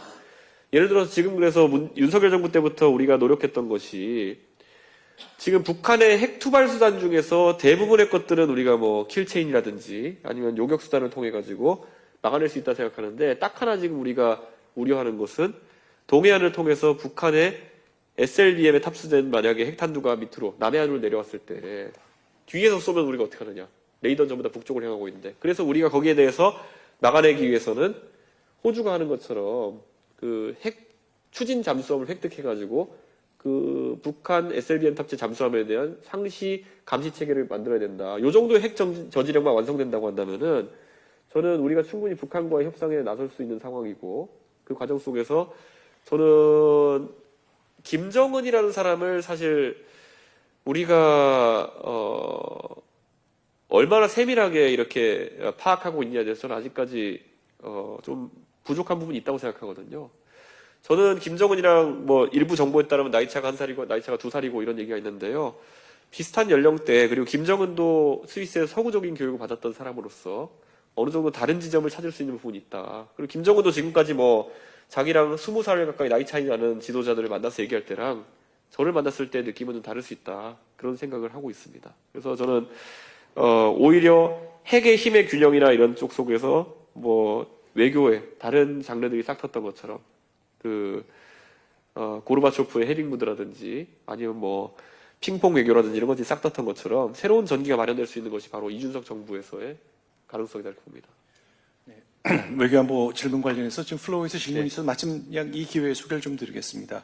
중앙일보 논설위원인 장세정 관현클럽 회원께서 질문 주신 건데요. 두 가지인데 아주 간략하게 답 주시면 될 것 같습니다. 이제 보수 정당에서 지금 내놓는 것이 핵 자강론 뭐 얘기 많이 합니다. 자체 핵무장도 있고 전술핵 재배치도 있고 아니면 일본 수준의 핵 재처리 기술을 갖추는 것 뭐 이런 것이 있는데 관련된 생각이 어떤 건지 간단히 좀 설명해 주셨으면 좋겠고 트럼프와 새로운 대통령이 탄생해서 이게 가령 이준석 후보가 대통령이 되는 경우에 주한미군을 감축하겠다. 대만 해협에 아주 적극적으로 주한미군을 투입하겠다고 할 때 거기에 대한 대응이나 견해는 어떠신지 좀 설명해 주십시오. 네, 어쨌든 보수 정당에서 핵 자강론이 나오는 것은 자연스럽다 이렇게 보는 것이 햇볕 정책이 실제 핵무장을 막아내지 못했다는 결과론적인 그런 과오가 있습니다. 또는 결함이 있습니다. 그렇기 때문에 우리도 그에 상응할 만한 핵 억지 전력 또는 핵 무력을 가져야 된다는 그런 얘기가 나올 수 있는 것이고요. 다만 이게 저는 완벽하게 NPT를 탈퇴하고 저희가 핵 탄두를 만드는 것까지 도달해야 되느냐 아니면 아까 제가 얘기한 것처럼 핵 억지력을 위한 물론 이제 핵의 군사적 이용을 어느 정도 하는 것이긴 하지만 핵 농축을 통해 가지고 원자력 잠수함을 통한 핵 추진 잠수함을 통한 억지력을 만들어 나가느냐 이게 1단계고요. 두 번째로는 핵 잠재력이라고 요즘 우리가 얘기하고 있는데 결국은 유사 상황 또는 긴장이 최고조로 올라갔을 때 우리가 NPT를 탈퇴하고 바로 이제 핵무기를 만들 수 있는 단계까지 도달하는데 걸리는 리드 타임을 단축해 놓는 단계 정도까지 가는 것, 이게 있는데요. 저는 그 두 가지 정도는 충분히 우리가 검토해야 되지 않나 그런 생각을 합니다. 억지력으로서의 핵 추진 잠수함, 그리고 핵 농축을 할 수 있을 만한 기술적인 어떤 그런 준비 또는 잠재적 준비, 이런 것들은 필요하지 않나라는 생각이고요. 주한미군 같은 경우에는 저는 이것은 감축 여부가 오로지 미국의 안보적 이해에 따라서 결정될 것이라고 좀 예측하는 상황입니다. 실제로 과거에 그 이라크 전쟁이 발발하면서 상당한 수의 지상군 정력이 한국에서 이탈해가지고 아직까지 그것이 채워지지 않고 있는 상황이거든요. 저는 이것은 미국의 안보적 이익과 관련된 상황이고, 대만과의 분쟁 가능성이나 이런 것들이 존재하는 상황 속에서 주한미군 철수가 크게 대두될 것 같지 않다, 이런 생각이고, 그래서 저는 미국과 만약에 분담금 협상이라든지 이런 거 있다고 했을 때 우리가 너무 저자세로 나갈 필요는 없을 것이다, 이런 생각을 좀 하게 됩니다. 만약에 분담금 협상을 하게 된다면은 오히려 저는 이런 철수나 이런 압박에 의해서라기보다는 아까 말했던 우리의 핵 억지력과 핵 잠재력을 확보하기 위한 협상의 수단으로 활용해야 된다, 그런 생각하고 있습니다. 그 이준석 후보께서는 지금 대선 후보 중에 유일하게 이공계 출신이잖아요. 그리고 아까 기조연설에서도 말씀하셨듯이 그 과학기술에 대한 중요성을 계속 강조를 하셨습니다. 근데 지금은 일단은 이제 그 이 후보께서 생각하시는 과학기술 핵심 정책은 뭔지, 그리고 아무리 좋은 정책이 나와도 지금처럼 의대에 대해서 그 선호가 집중되는 이 상황에서는 뭐 인재들을 양성할 수 있는 그 기회 자체가 굉장히 줄어들 것이고, 이거에 대한 이 현상에 대해서 어떻게 판단하시고 좀 대안은 어떻게 생각하시는지 궁금합니다. 그러니까 저는 윤석열 대통령의 의료 정책을 보면서 참 기가 막혔던 것이 참 저러기도 쉽지 않은데 민주당이 20년 동안 하고 싶었던 의대 증원을 윤석열 대통령이 받아가지고 자기 집에 수류탄을 터뜨린 거거든요. 저는 저런 사람은 처음 봤습니다. 남의 집 폭탄을 들고 와가지고 자기 집에 터뜨리는 사람은. 민주당도 차마 말을 못 꺼내던 그런 거를 자기가 들고 와가지고 개혁이랍시고 해가지고 의료 시스템을 다 망가뜨리는 이런 경우는 처음 봤는데, 우리가 이제 전형적인 그 의료 개혁이나 이런 걸 한다고 하면서 너무나도 가볍게 생각하고 달려든 것 같은 게, 그 논리 들어가 보면 낙수 의사론이랑 OECD 통계밖에 없거든요. OECD 통계 비해가지고 의사수가 적다 뭐 이런 거. 근데 그런 선택적 통계 인용으로 인해가지고 우리 시스템 자체의 고유성을 이제 잃어버리게 되는 건데, OECD 통계에 따르면 우리나라 평균 수명이 제일 높은 나라 중에 하나예요. 그러면 의사수는 적지만 의료는 잘 되고 있다는 얘기인데 이걸 어떻게 받아들여야 되느냐. 저는 그래서 그런 섣부른 개혁에 대해 가지고 굉장히 문제의식을 갖고 있고, 그래서 저는 의대 증원이 필요하지 않다라는 입장을 저희 개혁신당에서는 꾸준히 이야기해 왔던 것이거든요. 저희 개혁신당만 의대 문제에 대해 가지고 이런 선명한 입장을 밝혀왔던 것이기 때문에 역시 이번에도 개혁신당이 결국엔 이런 판단에 있어서 상당히 옳았다라는 그런 평가를 듣고 있는 지점도 있고요. 저는 이공계 인력들이 이공계에서 R&D 또는 사업에 집중할 수 있게 하는 아주 중요한 것 중에 하나는 결국 떼돈을 벌 수 있는 가능성에 대해 가지고 희망을 높여주는 것입니다. 저도 이제 과학고등학교 출신이기 때문에 대한민국을 이끄는 영재들이 어떤 제 친구들이 지금 와가지고 한 20년 흘러가지고 어떤 진로를 갔나 이게 보면요. 안정지향적인 친구들은 의대를 갔고요. 조금은 떼돈을 벌고 싶은 욕망이라든지 아니면 대과학자가 되고 싶은 욕망이 있는 사람들에게는 그 과학의 길이라든지 사업의 길로 이제 가는 길이 열려 있었거든요. 저는 대한민국에서 우선 이공계 연구하는 사람들에게는 연구에 집중할 수 있도록, 우리가 물론 R&D 자금 같은 경우도 충분히 뿌려야 되는 경우도 있겠지만은 지금 예를 들어 예술이나 체육 분야에 성과가 있는 사람들에게는 굉장한 포상금들이 주어지고 있습니다. 예를 들어 올림픽 메달 딴 사람들은 광고부터 해가지고 시작해서 상당한 경제적 이득을 얻는 상황이 발생하고 있거든요. 저는 과학자나 이런 이공계 기술자들에게도 보면은 국가에서 상당한 수준의 포상금 제도를 운영해야 된다, 그런 생각하고 있습니다. 특히 기초과학이나 이런 데 종사하는 분들 같은 경우에는 세계 유명한 연구 학술지에다가 뭐 논문을 내고 그런 것들이 포인트화 돼가지고, 우리가 뭐 체육연금이라는 게 메달 따면 몇 점 이런 거 해가지고 나중에 연금 받는 거 아니겠습니까? 저는 과학기술인에 대해 가지고도 그 연구 성과에 대한 연금 적립을 할 수 있게 하는 것이 첫째로 굉장히 중요하다. 그래가지고 돈이 되는 연구, 아니면 내가 연구비 따오기 위한 연구를 하는 것이 아니라 내가 일생의 업적을 만들어 보기 위한 그런 큰 꿈을 가진 연구가 좀 있었으면 좋겠고요. 떼돈 버는 문제는 이런 겁니다. 비즈니스 모델에 대해 가지고 우선 규제 때문에 뭔가 도전하는 것을 주저하게 되는 상황이 나오면 안 되는 거고요. 떼돈이라 하면요, 돈 좀 벌면은 괴롭히는 상황을 만들면 안 된다는 겁니다. 대한민국의 기업들이 겪는 상황이 뭐냐면요, 뭐 돈 좀 벌고 그래가지고 일간지에 이름 좀 나고 이러면은 바로 민주당의 을지로위원회 이런 데서 불러가지고 여러 가지 뭐 상임위에서 때리고 이러는 거 아니냐라는 불안감이 있는 사람들이 있어요. 저는 그런데 가장 대표적인 예로 뭐 배달의 민족 김봉진 대표 이런 사람들은 회사가 한창 성장해가지고 유니콘 기업 된다 이런 소리 나오자마자 회사 팔고 갔잖아요. 왜 그렇겠습니까? 플랫폼 기업이고 배달 산업 이런 곳을 건드리는데 뭐 제 추측입니다. 만약에 이 사업이 계속 성장하게 되면은 바로 환노위나 민주당의 뭐 그런 을지로위원회 이런 데 불러가지고 매일 때릴 거 아닙니까? 수수료 인하해라 뭐 이런 것부터 시작해가지고 저는 이런 사업에 있어가지고 여러 가지 제약을 거는 상황 자체가 한국에 사업하기 어려운 환경을 만들고 있다. 저는 그런 생각하는 겁니다. 일론 머스크 같은 사람을 보면요, 저런 사람이 연쇄 창업자의 대표적인 사례거든요. 저 사람은 괴짜지만 일생의 그 본인의 목표가 돈 벌어가지고 그 돈으로 다른 거 한번 해보고 싶은 거 하고 때로는 실패하고 돈 날리고 다음에 또 새로운 거 하고 싶어 하고 이런 건데요. 한국에는 그 기회가 사업가들에게 주어지지 않는다는 거. 돈 좀 벌면 바로 손 벌리고 들어오고 일자리 창출에 참여해라 기업에서 압박하고. 저는 대한민국의 기업이 앞으로 사회적으로 해야 될 책무라고 하는 것은 유일한 책무는 법인세 똑바로 내는 것. 그거 외에 다른 책무는 없도록 하겠다. 그게 저희 공약입니다.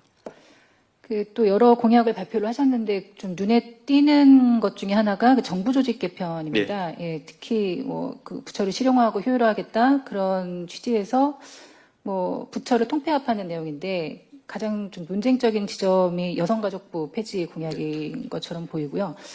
그 기존 기능을 이제 복지부와 국가인권위원회로 이제 분산하면서 부처 자체를 없애겠다는 건데 이 별도의 여성 관련 부처가 필요 없다고 생각하시는 이유가 뭔지 궁금합니다.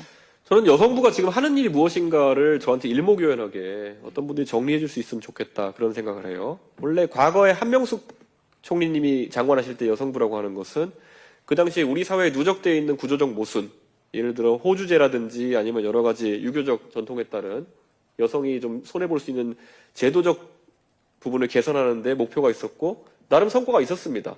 그래서 상당 부분의 그런 제도적인 부분은 정비가 되었고 여성의 표면적 권리 자체는 굉장히 신장이 되어 있는 상태거든요. 그럼 그 다음에 그럼 어떤 부분을 태클할 것이냐가 명확해야지 그 부처의 존속 가능성이 있는 것인데 그걸 제시하는데 실패하고 지금 매달리는 건 뭐냐면은 여성부가 할 일이 없는데요. 그런데 우리 없어지면 안 되니까 뭐 딴 것 좀 업무 주면 안 돼요? 그래가지고 이름이 계속 바뀝니다. 가족부가 달라붙어요. 가족 업무라는 거를 갖다 붙여가지고 뭐 가족 업무, 청소년 업무 이런 거 하다 보니까 게임 규제 이런 거 합니다. 지금 놀랍지만 여성부가 하는 일 중에 가장 사람들이 많이 인지하고 있는 거는 게임 규제, 셧다운제, 뭐 몇 시 지나면 게임 못하게 해라 이런 거거든요. 청소년은 뭐 가족 업무라는 거예요. 근데 그런 거 자체가 오히려 부처의 존속을 위해 자꾸 일을 만들어내는 것이 아니냐 이런 인식을 갖게 되는 거고 이 부서가 이제 존재하면서 존재 이유를 만들기 위해서 자꾸 캠페인을 합니다. 캠페인이 여성의 인권이나 권리를 증진하기 위한 캠페인 이벤트를 자꾸 만들다 보니까 캠페인을 만들기 위해서는 현상을 뭔가 교정의 대상으로 만들어야 되는 거예요. 그럼 자꾸 그 현실과 다른 교정의 대상을 만들어냅니다. 현실과 다른 것을. 저는 그래서 이게 계속 오히려 없는 어떤 갈등 같은 걸 만들어내기도 하기 때문에 이제는 이게 수명이 다한 것이 아닌가 이런 생각을 하고요. 이제 저는 여성의 인권뿐만 아니라 성소수자 인권이라든지 아니면 보편적으로 약자에 해당하는 인권 문제는 그냥 국가 인권에서 다뤄야 되는 시기가 왔다. 저는 그런 생각을 합니다. 그래서 저는 여성가족부 그리고 이거는 전형적인 저희가 다른 부처에 대해서도 수술할 때 이제 얘기했던 건데 부처의 이름이 뭐가 들어가 있어야지만 그 업무가 살아있다고 생각하는 것 때문에 괴기스러운 부처 이름이 너무 많아요. 중소기업 벤처부 뭐 이런 거 아니면 보건복지 뭐 가족부 아니면 뭐 이름 긴 거 농림수산식품부 뭐 이런 거 있잖아요. 저는 이름은 간단해야 된다. 옛날에 재무부, 내무부, 뭐 교육부 이렇게 하는 것처럼 간단해야 되는데 이게 전형적인 선거 때마다 뭘 자꾸 이름만 붙이면 우리 쪽이 대표받는 문화체육관광부 뭐 이런 거. 저희는 그냥 문화부로 바꾸겠다고 얘기했거든요. 저는 좀 이런 허례허식을 좀 덜어내는 개혁이 필요하다는 생각을 합니다. 뭐 현실과 다른 갈등을 이제 여성부가 만들어내고 있다라고 말씀을 하셨는데 실제 뭐 노동시장에서 뭐 성별 임금 격차, 뭐 경력 단절 뭐 이런 문제가 있고 또 디지털 성범죄, 뭐 교제 폭력, 뭐 여러 가지 사실 여성 폭력과 관련한 이슈도 계속 나오고 있는 상황이고요. 그럼 이런 거에 대한 해결 방안은 좀 어떤 식으로 모색할 수 있는지, 또 예전에 이제 윤석열 전 대통령 같은 경우에는 구조적 성차별은 없다 이렇게 얘기를 했는데 거기에 이 후보도 동의하시는 건지 궁금합니다. 저는 방금 전에 말씀하신 뭐 데이트 폭력 같은 문제도 데이트 폭력은 법무부에서 담당해야 되는 것이죠. 이걸 정말 힘도 없고 능력도 없는 여성가족부가 다루게 되는 순간 바로 캠페인이 되는 겁니다. 예. 계속 이제 피켓 들고 이거만 하면서 여성 폭력을 없애시다 뭐 이런 것만 이제 하게 되는 상황이 돼서 돈만 쓰고 변화는 없는 그런 상황이 되는 것이고요. 여성과 예를 들어 남성 간의 임금 격차가 동일 노동에 대해 실제 존재한다고 하면은 그건 노동청 가야 되는 사안입니다. 예를 들어 어떤 언론사에서 공채를 통해 가지고 신입 기자를 여성과 남성을 뽑았는데 똑같은 일을 하고 똑같은 경력을 쌓아가는데 불구하고 임금에 차별이 있다? 그거는 그 회사의 노동조합과 노동청에서 다뤄야 되는 문제이지 그걸 여성부가 다룬다 해가지고 달라질 것이 없다. 저는 그러니까 이게 소위 흔히 우리가 짬처리라고 하는 얘기처럼 제가 가장 싫어하는 게 청년 정치인입니다. 예, 저한테 누가 청년 정치인이라는 얘기를 붙이려고 할 때만 저는 다 거부해왔거든요. 그래서 제가 놀랄만치 제가 지금까지 10몇 년 동안 정치하면서 저한테 청년 정치인이라고 하면은 제가 인터뷰에서 항상 거부해왔거든요. 경제라는 것에서 청년 일자리를 따로 떼놓고 생각한다는 것이 가능하지가 않거든요. 경제가 발달하게 되면은 당연히 회사가 기업이 활동을 하고 그러면 청년 일자리도 생기고 노인 일자리도 생기고 뭐 이렇게 되는 것이지 청년 일자리만 따로 만들어야 된다. 이런 희한한 주문 상황을 넣게 되면요. 그럼 문재인 정부 같아서 어떻게 이제 파퓰리스트적으로 움직이냐면은 청년 일자리만 만드는 방법 뭐가 있겠습니까? 청년 인턴 아니면은 공무원 늘리기. 오히려 대한민국의 안 좋은 방향으로 결론내게 돼 있거든요.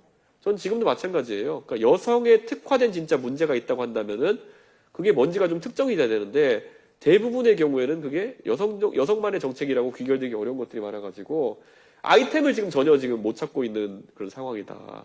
그런 거고 가장 대표적으로 여성의 승진이나 이런 구조적인 어떤 차별에 대해서 얘기 나올 때 유리천장이 있다 이런 것인데 대한민국의 과거 한 80년대 때 이제 경제 노동시장에 진입하신 분들이 그때는 아예 사회 밑단부터 여성들의 사회 참여가 적었기 때문에 지금 성장하는 단계에서 중간 관리자나 그 윗단계로 못 올라가신 분들이 많죠.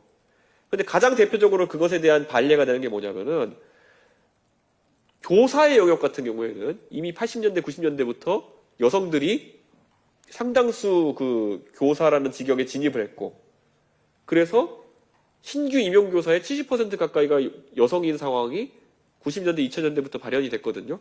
그러다 보니까 지금은 교장, 교감 선생님의 절반 이상이 여성분입니다.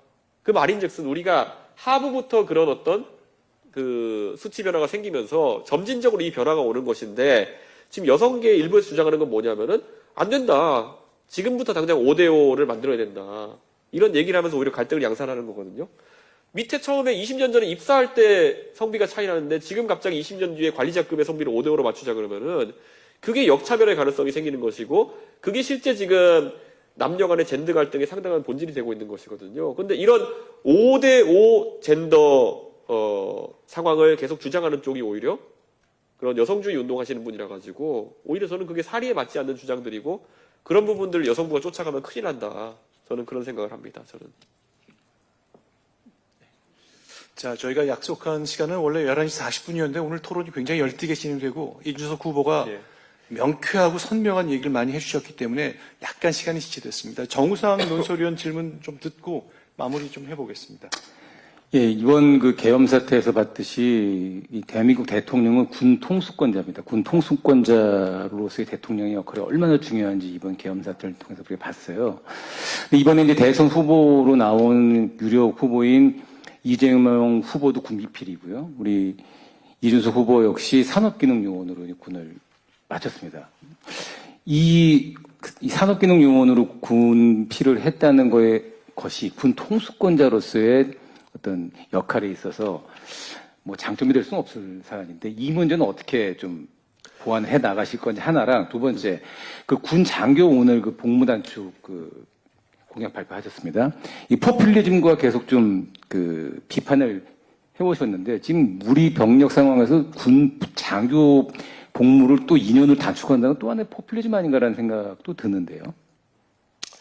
예, 우선 뭐 지금까지 보수 정권은 군 미필이 많았습니다. 예, 이게 왜 그런지 모르겠는데요. 박근혜 대통령 여성이니까 병역을 하지 않으셨고, 그다음에 윤석열 대통령은 부동시 때문에 안 하셨던 그런 상황이었는데, 저는 이제 산업기능요원을 했고, 그래서 기초군사훈련까지 받았던 사람이기 때문에 총은 쏠 줄 압니다.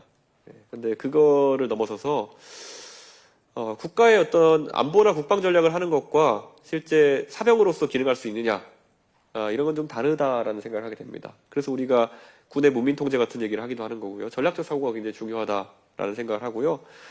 우리가 원래 고려 거란전쟁이라는 최근에 드라마를 보게 되면은 거기에 나오는 구국의 영웅처럼 묘사된 강감찬 같은 경우에도 이분이 전략적 사고는 있었지만은 결국 나이 70 먹은 문신이었거든요.